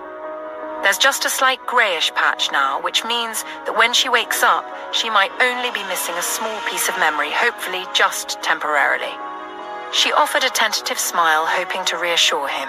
Ethan nodded, casting a weary glance in Isla's direction before letting out a sigh. Aria noticed two familiar figures from Evergreen Memorial Hospital standing by the privacy shield opening. Esther and Paul, the nurses from her hospital. They smiled warmly at her upon seeing her. Thank you, Dr. Yen, and thank you, Esther and Paul, Aria said, giving a grateful nod first to Dr. Yen and then to the two nurses. You're welcome, Dr. Hawthorne, the nurses chorused. Dr. Yen nodded with a small smile and then cleared her throat. Inside the privacy shield created for Justin Graham and his son, Liam and Owen sat in a corner seat where Dr. Hart had stationed them, watching intently as she examined Tristan and checked his vitals. "Is he okay, Dr. Hart?" Liam asked, stretching to get a better look at Tristan's face. "Look, he's waking up," Owen exclaimed as he noticed Tristan's eyes move slightly under his closed lids. "Do you think he's faking it?" Liam whispered to Owen. Owen frowned at him as if to ask, "What's wrong with you?" Liam shrugged and added, "It's possible. He could be doing it to scare the Christmas out of us," nodding seriously. Justin stood at the foot of the bed, his anxious gaze shifting between his son's face and the young doctor. Dr. Hart gently stroked Tristan's temple and softly called his name. Slowly the boy's eyes fluttered open, and she crouched down to peer into his eyes. "Hello, Tristan," Dr. Hart greeted him. Owen and Liam, unable to contain their excitement, abandoned their seats and leaned in beside Dr. Hart to peer at Tristan. "Tristan," Owen called out gently. Evangeline had made the boys promise to stay in their corner, but seeing them inch closer, disrupting her procedure, she decided to let it slide. Instead of formally testing Tristan's cognitive response, she figured his conversation with the boys would do just as well. "Liam? Owen?" Tristan mumbled, blinking as he tried to orient himself. "Where am I? Where's my dad?" "I'm here, buddy," Justin answered, his voice thick with emotion. Quickly he turned away to wipe his tears, then stepped into Tristan's line of sight with a reassuring smile. Tristan lay sideways, carefully positioned to avoid disturbing the incision on his head. "My head feels heavy. What happened?" Tristan asked. "You died, man, and my mom brought you back," Liam replied earnestly. Owen facepalmed and Evangeline stifled a laugh while Justin chuckled, tousling Liam's hair. After finishing her examination, Dr. Hart stepped out of the privacy shield when she heard Dr. Hawthorne's voice, eager to give her report. She was striding out just as Sean entered the concierge medical unit. He paused mid-stride, freezing when he saw Evangeline. Evangeline strode away from the privacy shield where Tristan was with his dad and the Hawthorne twins, intent on getting a hold of Dr. Hawthorne. She had barely taken a few steps when a male voice called out, "Well, hello, Dr. Hart." She turned in that direction to see Sean Cavalier, the renowned fashion photographer and dear friend of Julia Davies. Their eyes met and she felt uncertain how to respond, remembering how she'd once sought his help with Julia's obsessive behavior towards her. Back then he had brushed her off, refusing to get involved. "Small world, isn't it? Are you working with Dr. Hawthorne now?" Sean asked. "Yes, I am." "Good day, Mr. Cavalier," Evangeline replied politely. "You remember me?" he asked with a sheepish smile. "It's hard to forget someone who supported cancelling me." "An innocent person," Evangeline replied coolly. Sean rubbed the back of his neck, still smiling awkwardly. "Okay, I admit I messed up. Is there any way I can make it up to you?" He looked at her warmly, taking in her beautiful face, so strikingly similar to Julia's that his heart hurt. "There's no need for that, Mr. Cavalier. Please, have a good day," Evangeline replied, starting to walk away. But Sean's hand shot out, catching hers. She flinched, but he didn't immediately release her. "What are you doing?" Evangeline asked, trying to keep her voice steady. Sean quickly let go, but stepped a bit closer. "I'm so sorry. I don't know what came over me. It's just really a shock to find you here," he said. "How come?" "Dr. Williams works with Dr. Hawthorne, and Dr. Williams is my boss," Ava responded. "Yeah, I suppose it makes sense when you put it like that," he replied, smiling into her face. "So then now that we're on the same side, I'd really like us to maybe be friends. Perhaps one day you'd forgive me enough to go on a lunch date with me or dinner," he said, giving her a hopeful look. "As I said, Mr. Cavalier, there's absolutely no need for that," Evangeline replied firmly. Her gaze drifted past him as she noticed Anton, who had just entered behind Sean. When Sean saw her looking over his shoulder, he turned, directing a gaze in that direction. Evangeline seized the chance to hurry toward the door, where Charles stood speaking with someone. As she got close, she realized it was Jake, and exhaled with relief. "I'm looking for Dr. Hawthorne," she said, meeting Jake's neutral gaze with her warm ones, but he merely directed her to the privacy shield behind him. Evangeline nodded gratefully, but as she walked past Jake and Charles, she couldn't help feeling puzzled by Jake's aloofness. She wondered what was going on. Just a few minutes earlier, he had been warm and affectionate, even offering to bring her food. She recalled him mentioning something about needing to talk to her. What then had caused this sudden change? Something told her that perhaps he had seen her talking to Sean Cavalier and had gotten jealous. She frowned, doubting it. Someone like Jake wouldn't be plagued with such insecurities, would he? She mused silently. Sean, who was trailing her, stopped upon getting to Jake and Charles. "Hey, Darfield, you're here," Sean said. "I thought you'd be off on your honeymoon. Your wife must be pretty frustrated having you back to work so soon." Charles gave Sean a frosty look while Jake felt his pulse quicken. Certain Evangeline had heard Sean. He internally let out a string of expletives. In hindsight, perhaps he should have slipped away the moment he saw Sean. Earlier, Jake had caught Sean's startled reaction at seeing Evangeline, seeing his face pale as he saw her. Jake made to move then with the intent to go and meet Evangeline, but Charles had immediately positioned himself in front, blocking him. "What are you doing, man?" Jake growled quietly. "Stopping you from making a fool of yourself, that's what," Charles replied in a low tone. "Charles?" Jake warned, his voice edged with frustration. "Dr. Hart is a grown woman. I'm sure she can handle unwanted attention. If you get involved, you'll tip off Sean, and he'll latch on like a dog with a bone until he digs up something he shouldn't," Charles reasoned. Jake knew Charles was right. Sean could destroy everything with one loose word, yet he couldn't shake the urge to join them, especially when Sean had grabbed her. A surge of anger had welled up in him. His fingers had tightened into fists, and all the reasons he'd hated the bastard surfaced, but Sean had had the good sense to let her go. And if not for Charles, Jake would have joined them regardless. "What's the matter?" Sean asked, picking up on the icy reception from the two men. Jake ignored him and simply walked away. "Shouldn't you be over there, Cavalier?" Charles said, nodding toward the other side of the unit where Samuel Cavalier's privacy shield was set up. All right, I'm going," Sean replied, sounding exasperated. A bit irritated by Jake's coldness, he quickly brushed it off and turned his thoughts back to Dr. Hart. He'd almost forgotten about her, but now he smiled as he glanced in the direction she had disappeared, wondering if he could find a way to change her opinion of him. He chuckled at the memory of Julia's harmless vendetta against the poor woman, amused by Julia's tendency to be slightly over-enthusiastic in her schemes. It took sheer willpower for Evangeline to keep walking after what she had just overheard Sean Cavalier say. So Jake had recently married? But to whom? The stories he had shared with her didn't align at all with what she had just learned. He'd kept that part of his life hidden from her, letting her believe he'd only been involved with the late Julia Davies. Who was this other woman he was involved with? What was he doing with her if he was married? And where was his wife? Why weren't they together? Eva forced herself to stay calm, concealing her inner turmoil as she approached Dr. Hawthorne. "Dr. Hart," Arya greeted her with a kind smile upon seeing the younger woman. "Good evening, Dr. Hawthorne." "Mr. Hawthorne," Evangeline replied quickly. Nathaniel gave her a curt nod before turning his attention back to Blackwood. "I'm sorry to disturb you, Dr. Hawthorne, but Tristan has woken up. I ran a brain scan on him and would like you to see the results of his cognitive tests as well," Evangeline said. "Of course," Dr. Hawthorne replied, moving closer to her.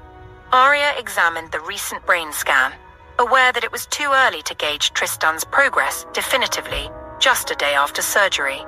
She knew that post-surgical scans at this stage were often clouded by swelling and inflammation, with brain tissue still responding to the trauma of the procedure. Any reduction in edema wouldn't yet be visible, making it unlikely to see a clear depiction of the surgical area just yet. There was also the possibility of surgical artifacts, small traces of blood or other post-operative residues at the site, that could obscure critical areas on the scan, further complicating her ability to determine whether all traces of the tumor had been removed. However, she was reassured by Dr. Hart's careful oversight, noting that the scan looked as expected for this stage, only hours after the surgery. Turning her attention to the cognitive assessment results, Arya reviewed each line closely. Tristan's responses to the series of tests were strong, especially given the invasive nature of his recent procedure. His memory recall, problem-solving abilities, and response times were all within normal ranges for his age, which was an encouraging sign that the procedure had preserved his cognitive functions. Arya understood Dr. Hart's enthusiasm. The results were a positive indication that they'd done something right. Tristan had responded accurately to questions requiring short-term recall and showed no delay in recognizing familiar objects or people. His responses to questions involving colors, shapes, and sequences were nearly flawless. Even more encouraging, he exhibited no signs of confusion or disorientation, clear indicators that his brain was adjusting well to the absence of the tumor. Arya shared a relieved smile with Dr. Hart as they both let out a sigh of relief. "Thank you for this, Dr. Hart. Let's continue monitoring his recovery closely, but for now I'd say he's on the right track," Arya said. Evangeline nodded with satisfaction and turned to leave. However, as soon as her back was turned to Dr. Hawthorne, her smile faded. Charles appeared at the end of the privacy shield and called out, "Boss, Sean Cavalier is here. They are ready to leave." Nathaniel stood up and excused himself. Just as he stepped out, Dr. Yen, who had noticed Hila's eyeballs moving beneath her closed lids, called out to Arya, "Dr. Hawthorne." Arya looked in her direction.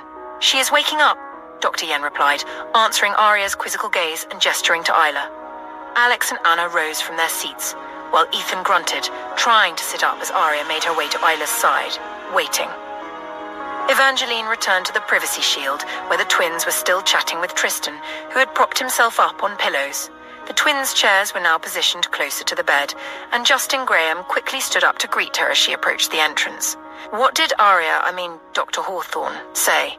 he asked with keen interest. Evangeline attempted a smile, but couldn't quite manage it as she replied, "She said it's a great result and that Tristan is on the right path."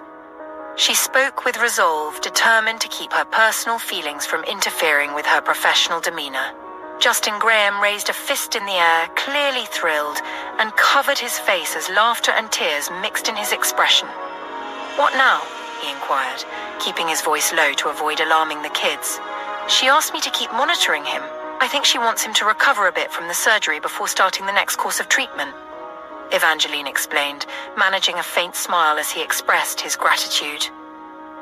Not long after, Jake, who had been waiting for Sean to leave with Samuel Cavalier, stepped back inside after watching his boss escort the two men to their car.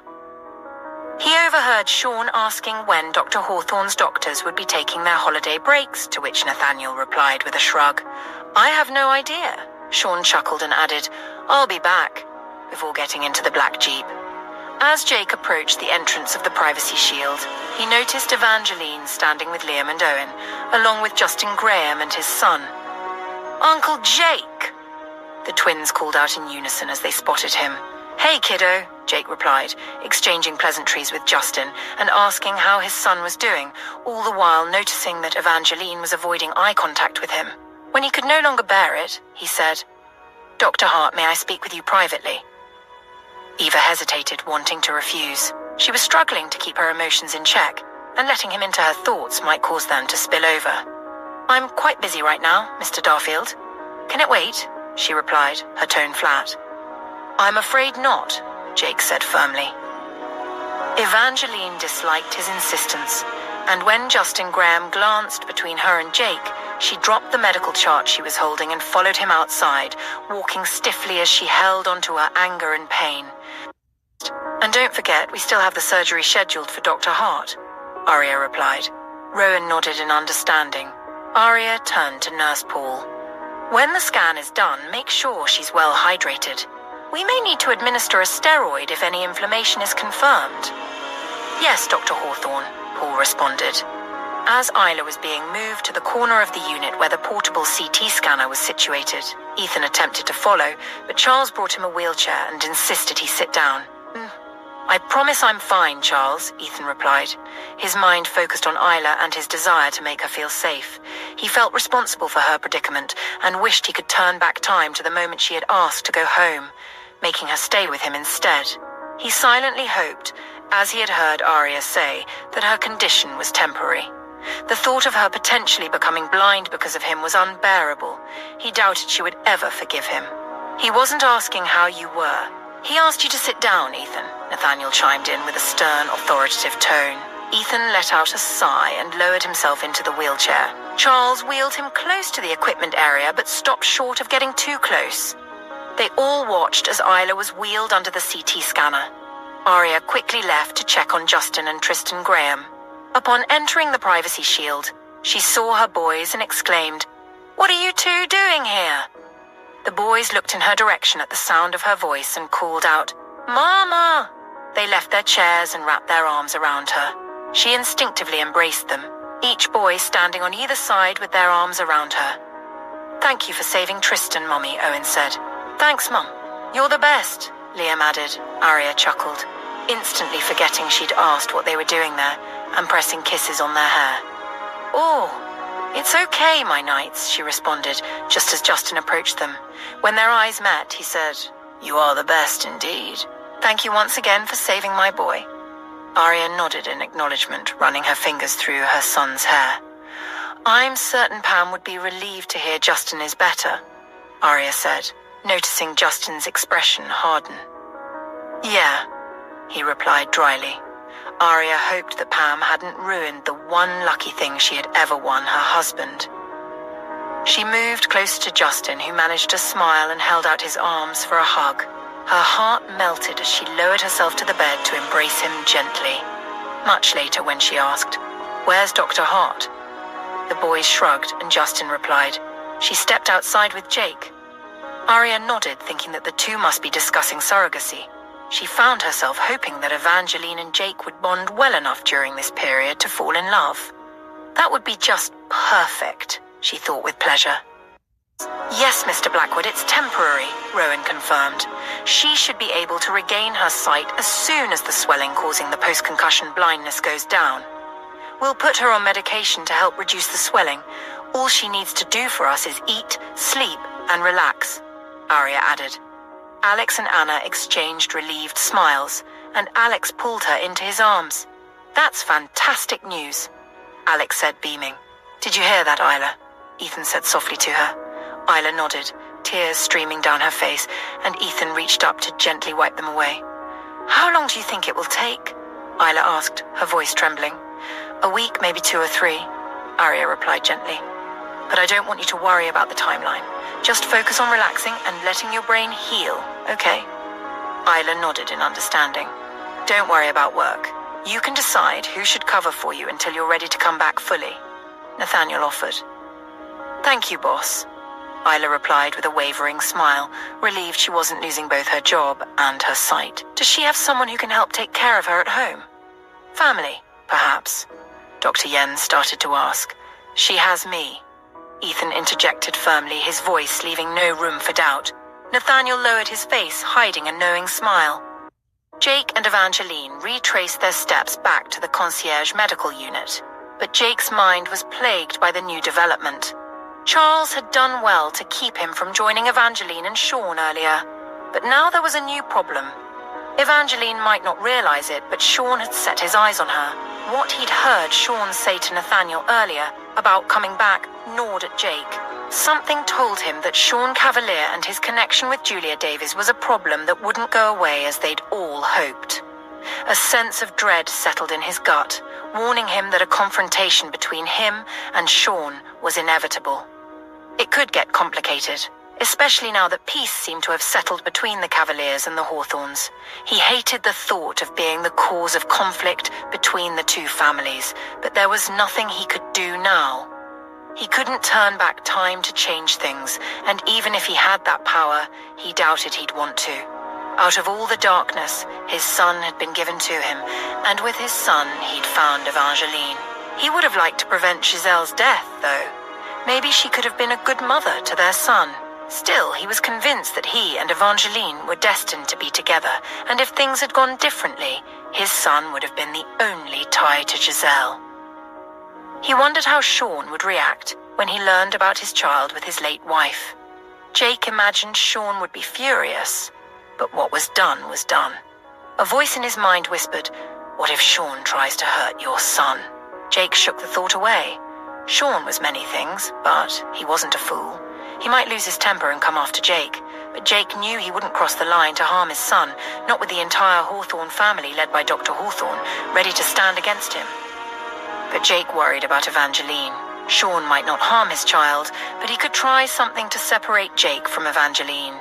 Jake thought he had better not keep secrets from her, at least nothing that anyone might use against them. "You're awfully quiet. Having second thoughts?" Evangeline said, giving him a sidelong glance. Jake met her gaze, holding it as his eyes dimmed with a soft smile animating his handsome face. "How many times do you think I need to tell you I love you for you to know I'm not going anywhere?" he quipped. Evangeline narrowed her eyes, putting a finger under her chin as if she were giving the question a serious thought, making Jake chuckle. "I'd say every few hours each day and every day in a week," she responded with a grin. Jake laughed, reaching out to cup the back of her neck and gently pulling her close to kiss her. "Challenge accepted, Dr. Hart," he murmured against her lips. She giggled, but when he began to murmur, "I love you," as he trailed feathery kisses across her eyelids, the tip of her nose, her cheeks, and finally her lips, the playfulness turned into a smoldering desire. When they finally arrived back, they found Anton and the twins at the entrance. As soon as the boys spotted Evangeline, they wriggled free from Anton's grasp, rushing to take her hands, each boy by her side. Evangeline beamed at them, chatting with the two as they made their way back to Tristan. Anton and Jake watched them with a smile. "I think the twins have found another favorite human," Anton said. Jake chuckled in agreement. Meanwhile, behind the privacy screen where Ethan and Isla were, Arya discussed her medication with the other doctors, while Ethan beckoned for Nathaniel to come closer. Nathaniel watched as Ethan pressed a kiss on the back of Isla's hand, reassuring her that he'd be right back. Charles instinctively moved Ethan's wheelchair, wheeling him away towards the exit of the privacy screen. Alex joined Nathaniel, and the two walked side by side, trailing after Charles and Ethan. What are we going to do about the letter now, Nate?" "He needs to know what's really happening," Alex whispered to Nathaniel. Nathaniel kept his gaze lowered.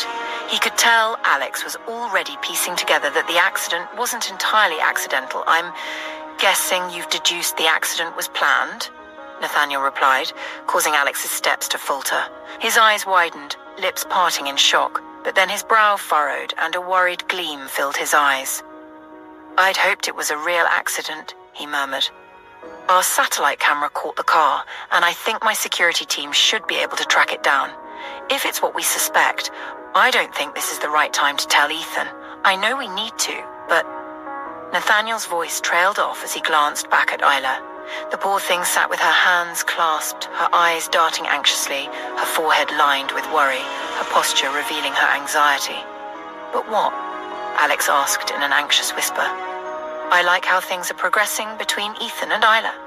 If we tell him now, I have a feeling Ethan will break up with her," Nathaniel said. Alex gave him a probing look. "Wait a minute. Were you playing Cupid this whole time?" he asked, surprise etched across his face, laughter lines deepening at the corners of his lips and eyes. Nathaniel shrugged. "He was getting far too cocky for my liking," he quipped. Alex chuckled and glanced back at Isla as well, watching as Anna went to sit beside her on the bed, reaching for her hand. If you promised her protection, maybe he wouldn't. "It's kind of satisfying to see him fall for her," Alex said.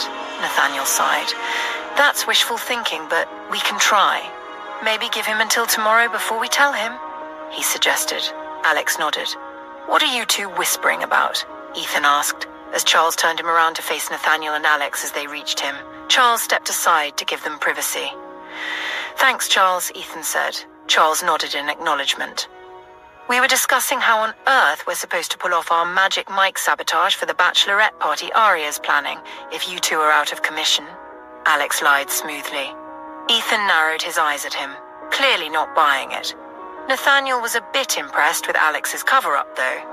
While they hadn't been discussing that exactly, it was something they probably should be planning. "I think we can convince Arya to hold off a bit," Nathaniel said, rubbing his chest thoughtfully. "We all need time to heal. If we can postpone things until, say, February..." Maybe around Valentine's. It could work out well, he continued, thinking he could plan his redo wedding with Aria then. Then he added, Alex and Anna could marry then, and Andrew and Anita as well. His voice was mellowed and showed no hint of deceit. I can't believe you two are discussing Magic Mike and sabotage right now. Ethan scoffed, still suspicious. Why not? You're fine. Aria said Isla would be back on her feet in a couple of days. Nathaniel's recovering well, and Aria's doing great after her childbirth. Alex defended with a scowl. All right, I get it, Ethan said, raising a hand in mock surrender. Then he added, Nate, I need a favor. I know how you feel about bringing strangers into your personal space, but we can't send Ela back to her apartment alone. She has no support system, at least not here in New York. I don't want this to be how I meet her mother, and I'm sure you won't agree to let me stay with her. No problem. She can stay in your room, Ethan, Nathaniel interrupted before he could finish. And you are definitely not going anywhere outside this estate, Alex added firmly. Ethan looked between Alex and Nathaniel, narrowing his eyes. That was too easy. I expected some reluctance, he said. I feel responsible, as she's one of my employees. And in case you haven't noticed, we take care of our own at Farmer Hawthorne. Not to mention, I just promised to look out for her. So you, offering to keep an eye on her here is to my advantage, Nathaniel replied smoothly. Ethan frowned, knowing it was true and unable to argue. All right then. Thank you, Nate, he said, managing a smile. I feel responsible too. If I'd accepted a driver, this wouldn't have happened, he added, a note of guilt in his voice. Then you'd be dead, Charles interjected matter-of-factly, drawing the attention of all three men. He's right, Nathaniel agreed, slipping his hands into his pockets. Let's just be glad you two are okay, all right? Alex said. Ethan nodded slowly. On the other side of the privacy shield, Nathaniel could hear Aria talking to the doctors about Ila's treatment, and he walked over to join her, wanting to ask if Isla could be moved to their house. We need to address that inflammation directly, Aria was saying in a hushed tone. I'd like us to start with a high-dose corticosteroid regimen. It's the best approach to reduce the swelling quickly and, hopefully, restore her vision. Dr. Yen, the new doctor from Evergreen, nodded thoughtfully. Agreed. Are you thinking of starting with methylprednis alone, given the urgency? Rowan chipped in. Yes, precisely. I'd like us to begin with IV administration to get it into her system as fast as possible, Aria replied. Then we'll taper her off slowly over a few days, keeping a close eye on any changes in her visual responses. If necessary, we can adjust the dosage as we monitor her progress. Sounds good. And if the swelling doesn't subside quickly enough, Dr. Yen asked, her brow furrowing with concern. Aria took a deep breath, glancing briefly toward Isla before reverting her gaze to the other doctors. Then we'll consider more invasive measures, though I'd prefer to avoid that unless absolutely necessary. Isla's been through a lot. The less strain on her, the better. Dr. Yen gave a reassuring nod. Understood, Dr. Hawthorne, she said, already moving into action as Dr. Sterling entered the room. Sterling's brows creased when she saw Dr. Yen and the two Evergreen nurses. Her gaze moved from Ethan to Isla, her frown deepening. Good day, everyone. Good day, boss. Mr. Hawthorne, she greeted. Nathaniel nodded in acknowledgement. Aria smiled at her, and the other doctors responded individually as she quickly moved to stand beside Dr. Yen. Fancy seeing you here. What happened? She whispered. Dr. Hawthorne summoned me. Yen started to reply. A few meters away, Nathaniel stepped up behind Aria and leaned in to ask quietly, Can Isla's treatment be done at home? Ethan wants her moved to the house. Aria turned to hold his gaze, not answering immediately as she considered the request. I suppose we can do that tomorrow, once we've reached a certain stage in the regimen, she replied. Nathaniel nodded. Thank you, love, he said in a deep, husky tone. Aria nodded, studying him with an adoring look. I'm done here for now, she whispered to him. Let's go back home and have lunch with the kids. Nathaniel smiled and nodded. She then turned to the doctors, feeling Nathaniel's hand frame one side of her waist as he pulled her back gently against him, glancing at his wristwatch. Yen observed the couple, then noticed Rowan doing the same. Leaning into his side, she whispered, Is it just me? Or does the boss's husband seem even more intimidating in person than in those business magazines? I am scared of doing something that would make him give me that icy stare, and I'm surprised to see him actually smile. Rowan's lips curved into a faint smile. He gives everyone the icy stare, Yen. He only smiles at Ariana, his wife, he replied, then moved over to Ethan as Charles helped him settle back on the bed, missing the puzzled look Yen cast in his direction. Doctors, may I have your attention, please? Arya began, her tone calm yet commanding. We have a procedure scheduled for midnight to place baby Darfield in his new carrier's womb.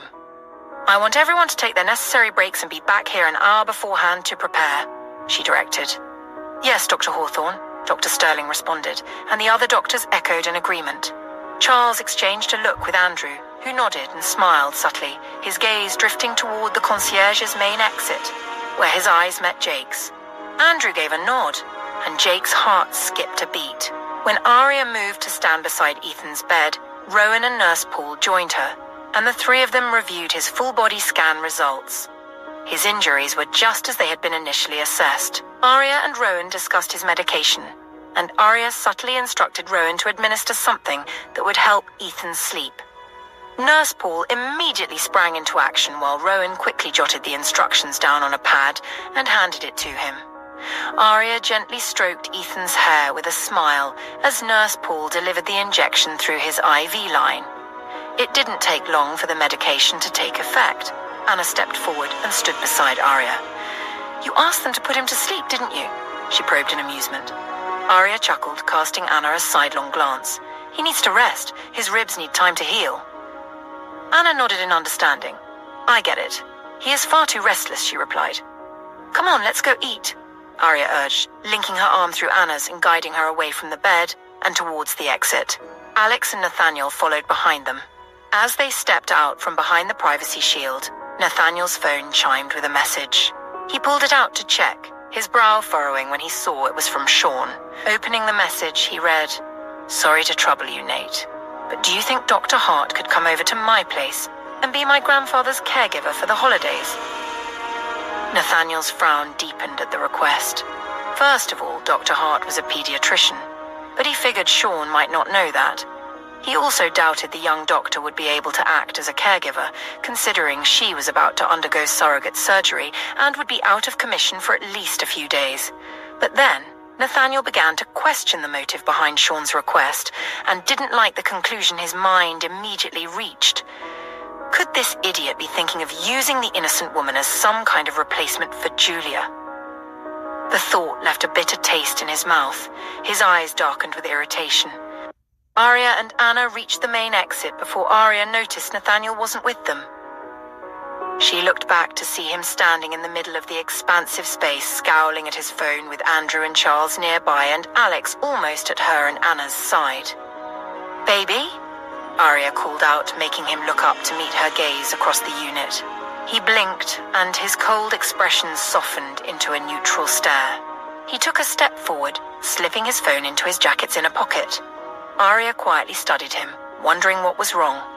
As he reached her, he smiled into her eyes, aiming to ease the worry etched on her face, and draped his arm over her shoulders, pulling her close. He decided to ignore Sean's idiotic message, as every possible reply in his head came across as a biting retort. Liam and Owen peeked out from behind the privacy shield when they heard their mother's voice. Spotting her with their dad, they immediately waved goodbye to Dr. Hart, Justin Graham, and Tristan.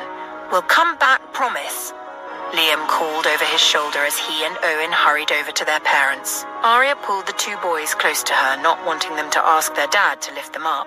Charles and Andrew followed the Hawthornes while Jake stayed back with Anton. So, boss, do you think you could arrange for someone else to take over for a bit so I can make a quick dash to Fifth Avenue? Anton murmured to Jake. What's on Fifth Avenue? Jake asked, intrigued. A certain jewelry store, Anton replied, waggling his eyebrows. Jake nodded, his gaze drifting as he recalled the wedding ring the twins had helped him select for Christine. And, of course, the house. He hadn't been back there since that one visit, and he wondered if Christine had left the ring behind. Even if she had, he couldn't imagine reusing it for Evangeline. For her, he wanted something truly unique, perhaps even engraved. A ring that would be a clear symbol of his commitment and love for her alone. "Why don't I drive?" Jake offered. Anton grinned and Jake called Adam, asking him to bring a partner and come to the concierge medical unit to keep watch. Jake then peeked into the privacy shield where Evangeline was. Seeing her back turned to him, he called, "Honey?" Evangeline turned, her face lighting up with a smile as she noted the endearment he'd used for her. Jake didn't miss the gleam in her eyes as she approached him, and his heart tightened at the silent realization of how different this felt from his past relationships. She hurried over. Aware that Justin and his boy were nearby, Jake leaned close to Evangeline and murmured, "I'm heading out of the estate. Do you need anything?" She shook her head, gazing into his eyes. "I have everything I want," she whispered, looking into his eyes with an adoring stare.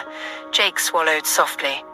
"I'll be back then," he promised, leaning in to press a gentle kiss to the corner of her lips. Her sharp intake of breath mingled with his own as a spark passed between them, leaving his heart racing. Pulling back, he gave her a quick smile, waved at Tristan, who was watching them, and headed out. Once outside, he spotted Adam and Will approaching. Will greeted him with a sheepish smile, rubbing the back of his neck. "Evening, boss." Jake patted both Adam and Will on the chest in response before he and Anton headed for his car. "I hope you don't mind if we make a quick stop at my house?" Jake asked as he settled behind the wheel. "Not a problem," Anton replied. As they pulled away from the concierge medical unit, Jake called Andrew to let him know they were heading to Fifth Avenue. "What's on Fifth Avenue?" Andrew asked. "Jewelry stores," Jake answered. He overheard Charles asking Andrew where Jake said they were heading, and Andrew's response of, "Jewelry store." "Hold up for us, we'll join you," Andrew said, making Anton chuckle. Soon after they reached the Hawthorne building, Jake parked, and Andrew, Charles, and Aidan came out, hurrying towards the car. Jake laughed as the three men squeezed into the back of his truck before he started moving again. "So who exactly are you buying jewelry for, Jake?" Aidan asked suspiciously while Andrew and Charles chuckled at the hard edge in his tone. "Evangeline," Jake replied. Aidan exhaled in relief. "That I can get behind," he said. At the estate gate, the guards saw Jake's car and waved him through without delay. "We're making one stop first," Jake said, though the men didn't respond. Soon Jake arrived at his house, and the wrought iron gate automatically swung open. "We should plan a party here," Aidan suggested. "I wouldn't say no to that," Jake replied, prompting a round of chuckles from the men. As they parked in front of the mansion, Jake hesitated before opening the door. Anton immediately followed him, with Andrew, Aidan, and Charles close behind. The hefty group stepped inside, and Jake noted the place was as immaculate as the last time he'd seen it, almost too clean. He silently hoped Christine wasn't still coming by, unsure how he'd react if she was. "You need to change the locks," Aidan observed. Jake nodded in agreement, then hurried up the grand staircase to the upper floor, checking each room and finding them empty. When he reached the master bedroom, he caught a faint scent of roses, similar to something he'd smelled at the Hawthorns. The whole space looked and smelled clean, and he smiled, guessing Miss Jonas must have had a hand in this. He made a mental note to thank her when he returned. Out of habit, he peeked into the bathroom and spotted a ring box on the vanity. Jake stepped inside, picked it up, and opened it to find the ring he'd given Christine, along with a note. Without bothering to read it, he slipped both into his pocket and headed downstairs. "You good, man?" Charles asked as Jake reached the landing. "Yeah, I'm good," Jake replied. "Aidan's right, you should change the locks," Anton added, setting down a bag they'd found on the kitchen counter onto the coffee table. Jake cursed under his breath when he recognized the familiar bag. "It's full of cash," Charles noted. "I'm guessing it's Powell's bribe?" Andrew asked. "Yes," Jake confirmed, grabbing the bag. "Let's go." The men exchanged glances. "What's the plan?" Andrew asked. "We're making another stop on the way back," Jake replied. Andrew and Charles shared a look, noting the determination in his expression. "I'm carrying," Aidan announced, making Anton grin. The five men headed back to the car, setting off toward their original destination. As they arrived at Fifth Avenue, Jake and his team made their way into an exclusive jewelry store nestled beside the renowned Tiffany & Company. The store was bathed in soft golden lighting that highlighted the sparkling treasures displayed within its glass cases. Upon entering, they noticed a man with a woman beside him, clearly in the process of selecting jewelry for her. Jake and Andrew exchanged a knowing glance, both recognizing the man. He was a well-known pharmaceutical distributor in New York and very much married. Both had met his wife before, and the young woman beside him was definitely not her. The man seemed to recognize them too, his eyes widening for a brief moment before he quickly averted his gaze. In response, Andrew and Jake played it cool, pretending not to know him either. The woman with him, however, seemed clueless. She cast a disdainful look toward Jake and his team before addressing a nearby saleswoman. "Could you ask those men to wait outside until we're done?" she said with an air of impatience. The man looked uncomfortable, shifting uneasily, but he didn't say a word and instead lowered his gaze as if that could help to hide his identity. One of the saleswomen, clearly uncertain, approached Jake's group. Before she could speak, Aiden stepped forward, smoothly placing his black card on the glass counter. The sight of it made the saleswoman's eyes widen and her hesitation grew. Just then, a door at the back of the store opened and a smartly dressed woman, clearly the store's owner, stepped out. Her professional demeanor softened as she recognized Jake Darfield, Andrew McLeod, and Charles Nolan. With a polite nod to the couple by the counter and a glare at her salespersons, she approached Jake and his men. "My apologies, Mr. Darfield," she said to Jake, then offered a slight bow as she acknowledged Andrew, Anton, Aiden, and Charles with a respectful smile. "Gentlemen, we're honored to have you choose to shop with us today. To assist you as efficiently as possible, may I ask what budget range we're working with?" Jake named an impressive figure, and Andrew noticed the woman swallow slightly, clearly taken aback. Regaining her composure, she flashed a bright smile, then turned towards the couple who had initially been in the store. She offered a graceful apology to the man, then directed her attention to his female companion. "We'll need to close for a private consultation," the store owner said smoothly, maintaining a professional tone. "Thank you both for visiting." The other woman gasped in disbelief. "Are you kidding me? Do you know who my boyfriend is?" she demanded, her voice full of indignation. "Please stop," the man muttered through gritted teeth, half dragging her toward the door. As they passed Andrew and his group, he murmured a quick apology. His lady companion, however, left with an indignant huff. The owner followed them to the door, flipped the sign to closed, and returned to Jake's group. Aiden was certain that her warm and attentive demeanor was coming with a price tag. He really can't stand shallow-minded people. "Please make yourselves comfortable," she said, gesturing toward plush seating at the center of the showroom. She motioned to an assistant, who soon appeared with glasses of fine wine, which she offered to each of them. As her team began bringing out trays of exquisite jewelry, Jake withdrew the ring he had given to Christine and held it out to the owner.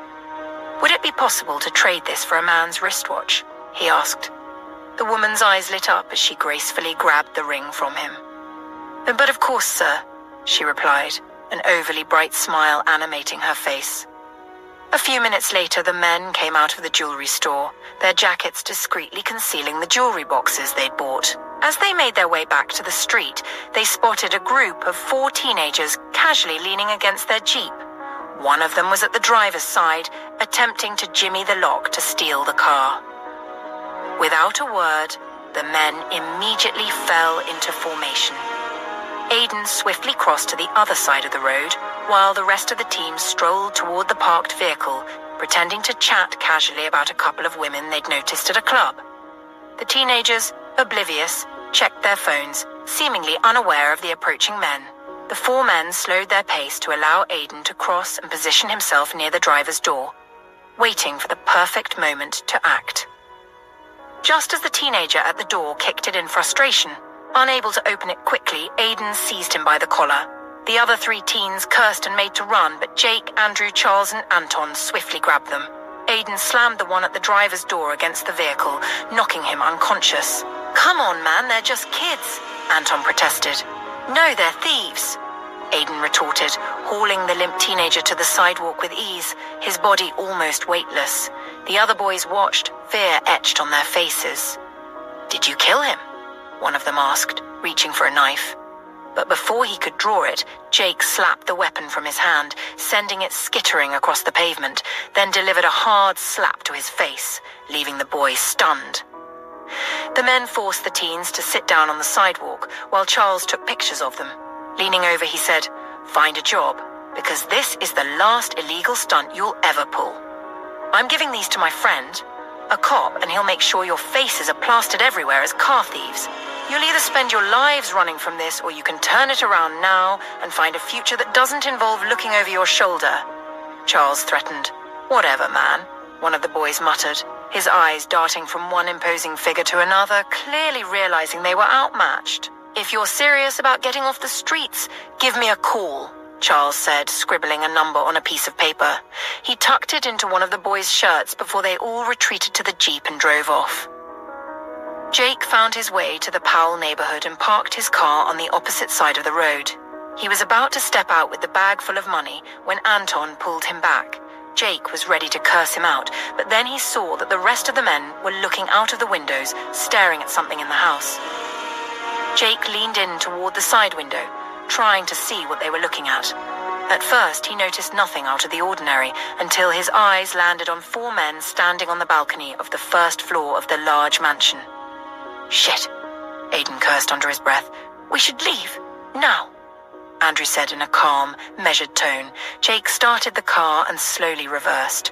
A tense silence filled the car as Jake drove them back to the Hawthorne estate, heading straight for the Hawthorne building. Once inside, they went searching for Nathaniel and found him in the family's living room suite, accompanied by Dr. Hawthorne, Alex, Anna, Miss Bella, Tom Hill, Miss Everly, and the twins, with the babies nestled in their cribs.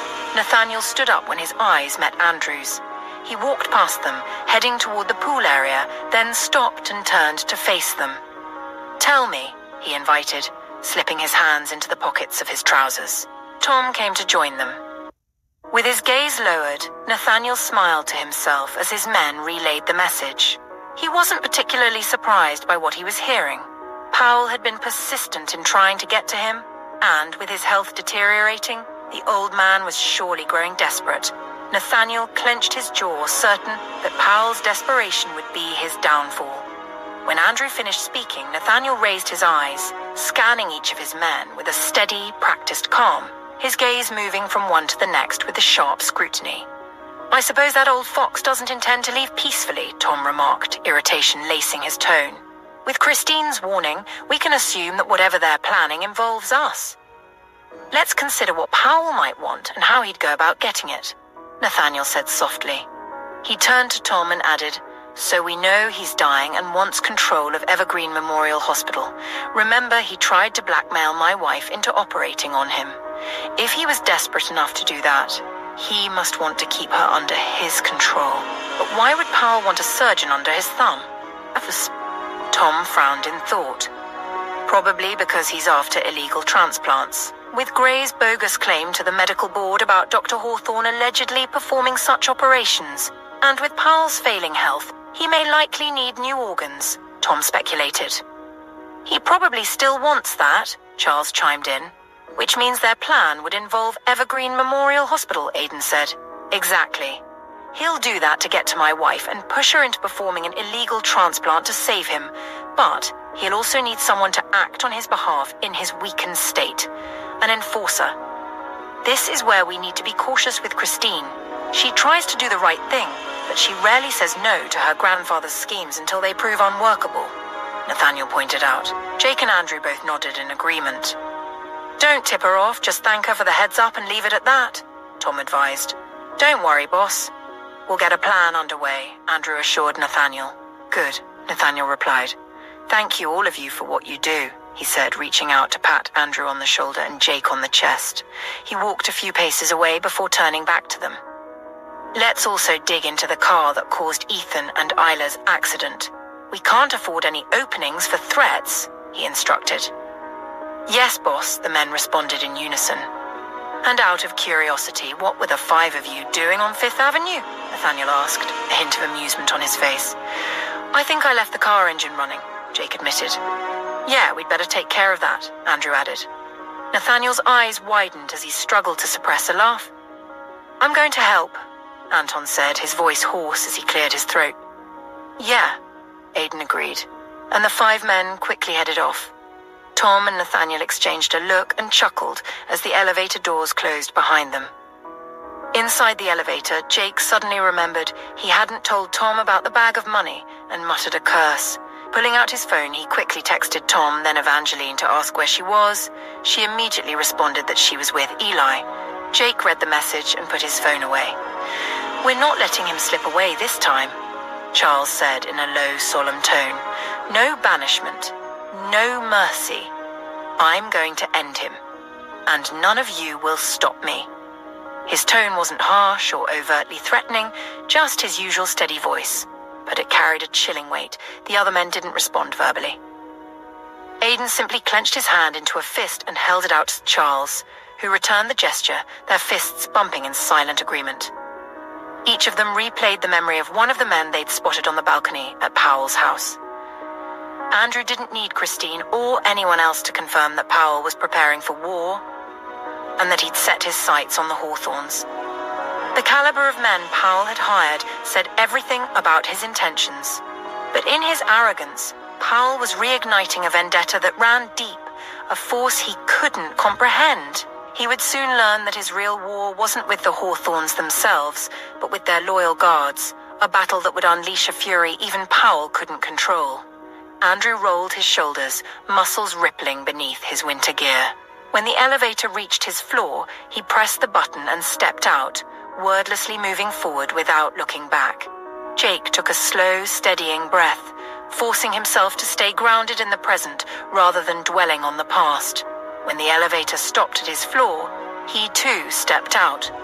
"I'll be at the concierge medical unit at 12, Jake," Charles called after him, his voice casual and calm as if he hadn't just vowed to kill someone. Jake lifted a clenched fist over his shoulder in acknowledgement. "Thanks, Bob." "Brother," he said simply without turning back. As the elevator doors closed, Aidan glanced over. "What's happening at the concierge medical unit at 12? The corners of Charles's mouth lifted in a faint smile despite his dark mood. "Jake will be getting his family, that's what," he replied. Anton nodded in understanding, and Aidan grinned. Jake headed to his room first, intending to wash up before going to the nursery. Evangeline, who had been hoping for his company, heard his door open and close. She turned her eyes to the biosync womb incubator, a gentle smile crossing her face as she placed a hand over her stomach. In just a few hours, Eli would be in her womb, safe and protected. Approaching the incubator, she kissed her hand and pressed it to the encasement. "You'll be just fine, my little Eli. Mummy will take good care of you," she whispered, feeling a surge of emotion. Craving Jake's presence, she padded to the door, left it ajar, and crossed the hallway to his room. She opened his door and stepped inside the dimly lit space. She could make out a bag on the coffee table, and the only light was from the bedside lamp and the soft glow coming from the open bathroom door. She began to undress. Jake stood in the shower, hands pressed against the tiled wall around the faucet, his eyes closed and chest heaving as he tried to fight off memories from his past.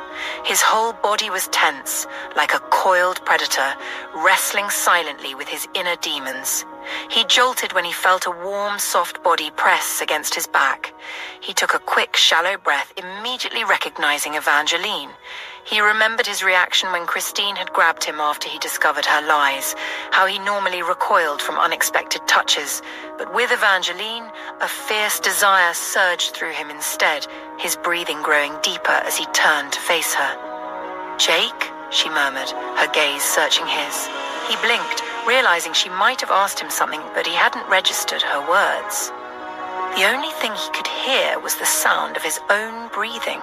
Without a word, he lifted her, and she gasped, holding his gaze as he moved forward until her back pressed against the cool, tiled wall. "Did you hear me?" she whispered shakily, her hands framing the sides of his neck. "I have PTSD. I don't react well to people sneaking up on me, hon," he murmured, his voice deep and rough. "Oh," she replied softly, noting how he surrounded her with his strong, imposing form. He was so tall, so powerful, she imagined he could snap her in two if he wanted. "Are you warning me that you might hurt me?" she asked, her voice a whisper, as she traced her fingers along his handsome face. There was no hint of fear in her voice. Her eyes gleamed with her hunger for him. I really doubt this would hurt, he rasped, closing the small distance between their faces. Evangeline trembled as his mouth drew nearer, anticipation thick in the air. On the floor above, Andrew entered his room and found Anita lying face down on the bed in a sexy outfit, watching a movie. "Hey, baby," Anita greeted, her voice sultry, her face lighting up with pleasure. Andrew thought he'd never tire of seeing that look in her eyes each time she saw him. In several of the security camera recordings, he'd often noticed her eyes following him whenever he entered a room where she was already waiting. There was always that slow, seductive smile on her face, as if he were her son, bringing her smile into full bloom. "Hey to you too, sexy," Andrew replied. But instead of going to her right away, he walked past the bed to the bathroom to clean up.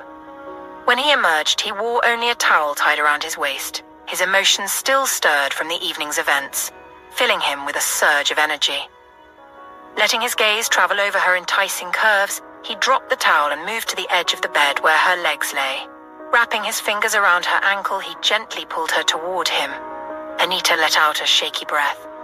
"Andrew, darling," she moaned. "Yes, baby," he murmured as he leaned down, pressing a kiss on the small of her back. Meanwhile, as Aidan and Anton headed to the Hawthorne apartment building, Charles made his way to the concierge medical unit after confirming that Claire had taken over from Dr. Hart. Upon reaching the medical unit, he spotted her in a corner talking with Dr. Yen, a new addition to the medical team from Evergreen Memorial Hospital. He could hear Dr. Rowan and Dr. Williams' voices from behind the privacy shield where Ethan and Isla were. Charles stood in her line of sight without moving to get her attention. After a moment, she turned in his direction just as Dr. Yen noticed him. "Look, is that hunk again?" Charles overheard Dr. Yen whisper to Claire. He didn't pretend to not hear, keeping his eyes on Claire, curious to hear her response, but she didn't reply. Her eyes were on him. "Damn, why didn't Dr. Hawthorne invite me here sooner?" Dr. Yen continued to say. Claire chuckled, but her gaze didn't waver from Charles. She stood up as he got closer, and Dr. Yen did the same. "Good evening, ladies," Charles greeted. "Good evening," Dr. Yen replied, her voice trailing off, expecting an introduction. When none came, she nudged Claire. "Dr. Yen, please meet my, Charles Nolan." "Charles? This is Dr. Yen," Claire said hesitantly, hoping he hadn't caught on her stumble at labeling him. Their relationship was still undefined, and she tried not to think of the complication that was bound to ensue when he found out what she'd accidentally discovered earlier. Charles nodded at Dr. Yen, who smiled warmly at him, her eyes raking down his tall frame. "I hope you don't mind if I steal Claire from you for a few minutes," Charles said with a raspy tone. There was a gleam of disappointment in Dr. Yen's eyes before she gently nudged Claire forward, still plastering on the overly bright smile. Charles chuckled, nodding at her again as he reached for Claire's hand, intertwining his fingers with hers as they moved away from Dr. Yen and out of the concierge. Across the unit, Adam, standing with Will, noticed Dr. Yen watching them intently and politely tipped an imaginary hat in her direction. "Holy hell, this is paradise," Dr. Yen muttered in a sing-song voice under her breath. Outside, Charles led Claire to his car, shielding her from the chilly air with his body. He opened the back door of his Jeep, making sure she was comfortably settled before closing it and quickly moving to the other side to slip in beside her. When their eyes met, Claire noticed his guarded expression, his gaze hooded and mysterious. Her heart began to race, hoping he might finally address the uncertainty she felt about labeling him her boyfriend. She still wasn't sure what he truly wanted. Something told her they were way beyond that question now, and she really must find a way to tell him. Her heart fluttered as she imagined all the possible scenarios that might ensue, each ending with him walking away from her. "I brought you an early Thanksgiving gift," he murmured, studying her. He'd noticed her hesitance in telling Dr. Yen they were together and knew it wasn't because she was ashamed of dating a bodyguard. After all, she hadn't hesitated to let Dr. Rowan know they were sleeping together. To Charles, although their relationship had started with a kiss meant to be a momentary distraction, Claire had grown into someone he genuinely cared about. He hadn't thought much about the long term, though, considering his past and doubting whether she would even want a commitment with someone in his line of work. But as long as she wanted to be with him, he thought he would be there for her. "Thanksgiving gift? Don't you mean Christmas?" Claire asked, a mix of surprise and delight coloring her tone. Charles chuckled. "I have a separate one for Christmas," he replied. The warmth in his voice stirred something tender within her, making her wonder if he was ready to put a label on their relationship after all. She also wondered how he'd react when she shared her news with him. Charles pulled out a round black jewelry box. Although Claire hadn't been expecting jewelry, she couldn't help but feel a slight pang of disappointment that the box wasn't smaller. "Go on, open it," he urged, and Claire slowly did, flashing him a smile. As she lifted the lid, she discovered a dazzling two-toned gold necklace with a pendant in the shape of two hearts merging into one, featuring a pink diamond at its center. The sight of it brought tears to her eyes, and she looked up at him. "This is beautiful, thank you," she whispered, her voice barely audible. Charles nodded, glad she liked it. "Can I help you put it on?" he asked softly. Claire nodded, offering him a wavering smile. She handed him the box and turned her back to him, gathering her hair to the side to reveal her neck. Charles gently helped her put on the necklace, and once the clasp was in place, he pressed a soft kiss to her skin. Claire immediately raised her hand to frame the side of his face as he buried his face in the nook of her neck, trailing kisses along her skin. A soft moan escaped her lips as his hands traveled down to her chest. When his palm grazed her breast, she flinched. Charles paused, concern flickering across his face. Claire quickly turned around to face him and captured his lips in a fervent kiss. At the Hawthorne household, Nathaniel's face brightened as he held Esme, his heart melting when she gazed at him, as if she were trying to understand his thoughts. "Howdy, my little Esme. Did you miss Daddy, honey?" he whispered, his voice soft while he gently stroked her cheek with his thumb, cradling her head in his palm. He chuckled when she continued to study him, a small smile beginning to form on her lips. "Oh, that's my girl," he murmured warmly. Arya came up behind the couch and leaned over to whisper in his ear, "I thought I was your girl, Nathaniel Hawthorne." Nathaniel suppressed a laugh, tilting his head to meet her gaze. She playfully pouted at him before giggling, and he thought she looked more adorable than ever. Later that evening, after Nathaniel had spent time with each of the little ones, helping feed them and tuck them into bed, he pulled Arya close once they were alone in their room. He kissed her slowly, his tongue parting her lips, drawing a soft moan of his name from her. "That's my good girl," he growled in his deep voice, sending a delicious shiver down her spine. Arya giggled shyly, her laughter melting into his kiss as he deepened it. "I've missed you," he whispered with a groan. "Just a few more days, my love, just a few more days," she murmured back, running her fingers through his hair. "Come here," Nathaniel said, guiding her to the bed and settling in with her nestled in his arms. His phone chimed again, drawing their attention. Arya reached over, noticing it was a message from Sean Cavalier. A frown creased her brow as she handed the phone to Nathaniel. "I hope Samuel's all right?" she asked, a note of concern in her voice. Nathaniel didn't respond right away. He opened the message and saw that Sean was simply checking if Nathaniel had seen his previous one. "Samuel's fine," Nathaniel assured her. "Sean's after Dr. Hart. He wants to know if she could be Samuel's caregiver," he relayed. "Caregiver? She's a pediatrician," Arya replied, her tone skeptical. Nathaniel arched an eyebrow, conveying a silent message. "I don't think he cares about her job title. He just wants her close," Nathaniel said with a sigh. "In that case, may I?" Arya asked, extending her hand with a mischievous gleam in her eyes, motioning for his phone. "What are you up to now?" Nathaniel chuckled, pulling her close until she was straddling him.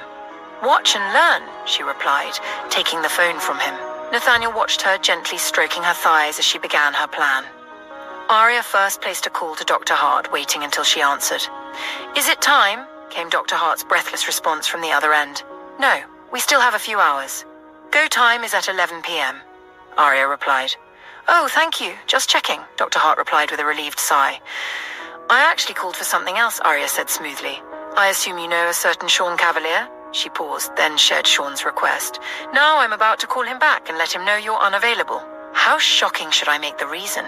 Nathaniel heard Dr. Hart giggle before she replied, "We could tell him the truth, that I'm pregnant with Jake Darfield's baby." "Oh, that's perfect. Dr. Hart, I can tell we're going to be great friends," Arya said, grinning with devilish relish as she ended the call, looking smugly at Nathaniel. "Don't do that.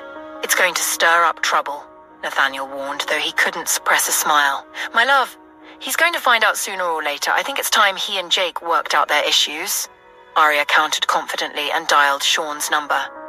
The phone rang and Sean picked up on the third ring, answering with a breathless, "Hello, Dr. Hawthorne." Arya raised her eyebrows playfully at Nathaniel as she responded in her sweetest voice, "Good evening, Sean. I'm sorry to disturb you so late." "Oh, it's no problem at all, Dr. Hawthorne," Sean quickly replied. "Thank you. I just saw your message come through on my husband's phone and thought to call you, as he's already sleeping," she lied smoothly. Nathaniel arched an eyebrow at her and, with hooded eyes, ran his hands up her thighs, stroking her skin. He sat up, so her chest would press against his, molding her backside in a way that made it difficult for her to stay in character. Arya fought back a laugh. "Cut it out," she mouthed to Nathaniel. He flashed her a mischievous grin, completely unapologetic. "I see. I was wondering why he hadn't replied," Sean responded, drawing her attention. "Yes, he needs his rest these days," she said, sticking out her tongue at Nathaniel. He scowled at her playfully. Arya cleared her throat, covering a giggle. "So regarding Dr. Hart, I'm afraid she wouldn't be able to act as Samuel's caregiver. For one, she's a pediatrician and currently has a patient at the unit. Also, she's pregnant, and I doubt her husband would allow her to take up such a demanding task. However, I can recommend—" "Wait," Sean interrupted, making her pause. "Yes, Sean," Arya replied, trying to sound as innocent as possible, despite Nathaniel making it hard to concentrate. "Did you say she's pregnant?" Sean asked, a note of displeasure in his voice. "And married?" he probed further. "Yes, Sean, but never mind that. I can recommend someone suitable whenever you're ready," Arya said smoothly. Nathaniel buried his face in the curve of her neck, nibbling gently on her skin, making her stifle a moan. She smacked him when his hand moved to her chest, but he didn't stop. She quivered delicately. "Yes, of course, Dr. Hawthorne. That would be most appreciated. But please, can you tell me who Dr. Hart is married to?" Sean asked. "Jake," Arya replied. A deafening silence followed. Jake Darfield," Sean retorted. "Yes, Sean," Arya confirmed. I didn't know he married Dr. Hart." "I thought he married the Powell girl," Sean said, his voice tight and cold. "Oh, that was just a business arrangement," Arya replied nonchalantly. "I see. Thank you, Dr. Hawthorne. Please let Nate know I'll be visiting tomorrow," Sean replied, ending the call. "I told you you'd be stirring up trouble," Nathaniel quipped. Arya set his phone down, cupped his jaw, and crushed her lips to his. "Ah, someone's got it bad," he growled deeply as she deepened the kiss. He took over, making her quiver against him. Nathaniel captured both of her hands with one of his, tilting her back until she was lying on the bed beneath him. He loomed over her, trapping her hands above her head against the bed, pulling his face away to prevent her from kissing him. With hooded eyes, he said, "Let's address your earlier statement. What exactly was that about making me sound like an old bugger who needs sleep?" Arya broke into a fit of giggles. "Oh, you think it's funny?" Nathaniel smirked. "Let's see how hard you'll laugh when I'm done with you," he threatened. Arya tried to wiggle out of his hold, but he kept her pinned. "Honey, I may have an incision on my chest, but you're still no match for me," he promised. "Now say, Uncle," he demanded. Arya shook with laughter. A few minutes to 10 p.m., Nathaniel and Arya left their suite and made their way to the makeshift theater room. Arya checked his vitals, noting that he was doing just fine before climbing into bed beside him. She cuddled up to him, gently stroking his hair, wanting him to sleep before she left. "I love you, baby," he murmured against her chest, where he had laid his head. Arya made him tilt his face back, kissing him on the forehead before wrapping her arms around his head, making him rest his face against her chest. "I love you more, my darling," she whispered. Nathaniel fell asleep in her arms. A few minutes to 11, she slowly disentangled herself from him, got out of bed, and pulled the blanket up to his chest. She pressed a gentle kiss to his lips before drawing back and leaving to get ready. A few minutes later, she met Dr. Hart, Anita, Andrew, and Jake in the foyer. As soon as she saw Dr. Hart, she burst into giggles. Dr. Hart covered her mouth, laughing. Aria's eyes settled on the diamond ring on her engagement finger and beamed with satisfaction. "Okay, what did you do, Ariana? And have you corrupted poor Evangeline now?" Anita quipped, hands on her hips. Andrew looked on with curious amusement, while Jake, who already knew what had happened, grinned sheepishly. Aria shared what happened with Sean, and Anita's brows furrowed. "What exactly does he want to come and do here? What's his business with who Eva is with?" she asked, sounding offended. They all filed into Andrew's jeep. "Nathaniel said I'm stirring up trouble. What does he mean by that?" Aria asked, looking at Andrew, who was behind the wheel, and Jake, who sat in the front passenger seat. "We just don't want him finding out who the biological mother of my baby is, Dr. Hawthorne," Jake explained, glancing back in the rearview mirror at Eva. He was glad he'd told her everything earlier. "I'm Eli's biological mother, period," Evangeline said with indignation. Jake grinned at her. Anita pulled her into a hug. "You have a name for him already? How adorable." "I know there's a reason I like you," she said a tad emotionally, making everyone laugh. Jake shared a look with Andrew, who nodded in approval. For a moment, Jake wished it were that simple. But then, Eli would grow up, and if Sean ever saw him or found out about his son claiming the Davises' properties, it would be clear as day who his real mother was. While Jake didn't care about Sean finding out, he was concerned about how it might affect his son. For now, passing Eli off as Evangeline's baby might work. But what would happen when his son grew up and the truth eventually came out? Especially with someone like Sean Cavalier lying in wait. "By the way, I told him you two are married," Aria said smugly. Jake groaned in response, and Anita gasped. Evangeline darted a shy look at Jake, while Andrew burst out laughing. "I think I understand now why Boss said you were stirring up trouble," Andrew quipped, still chuckling. "I don't care. I know Jake can kick his ass," Aria replied confidently. Everyone burst into laughter.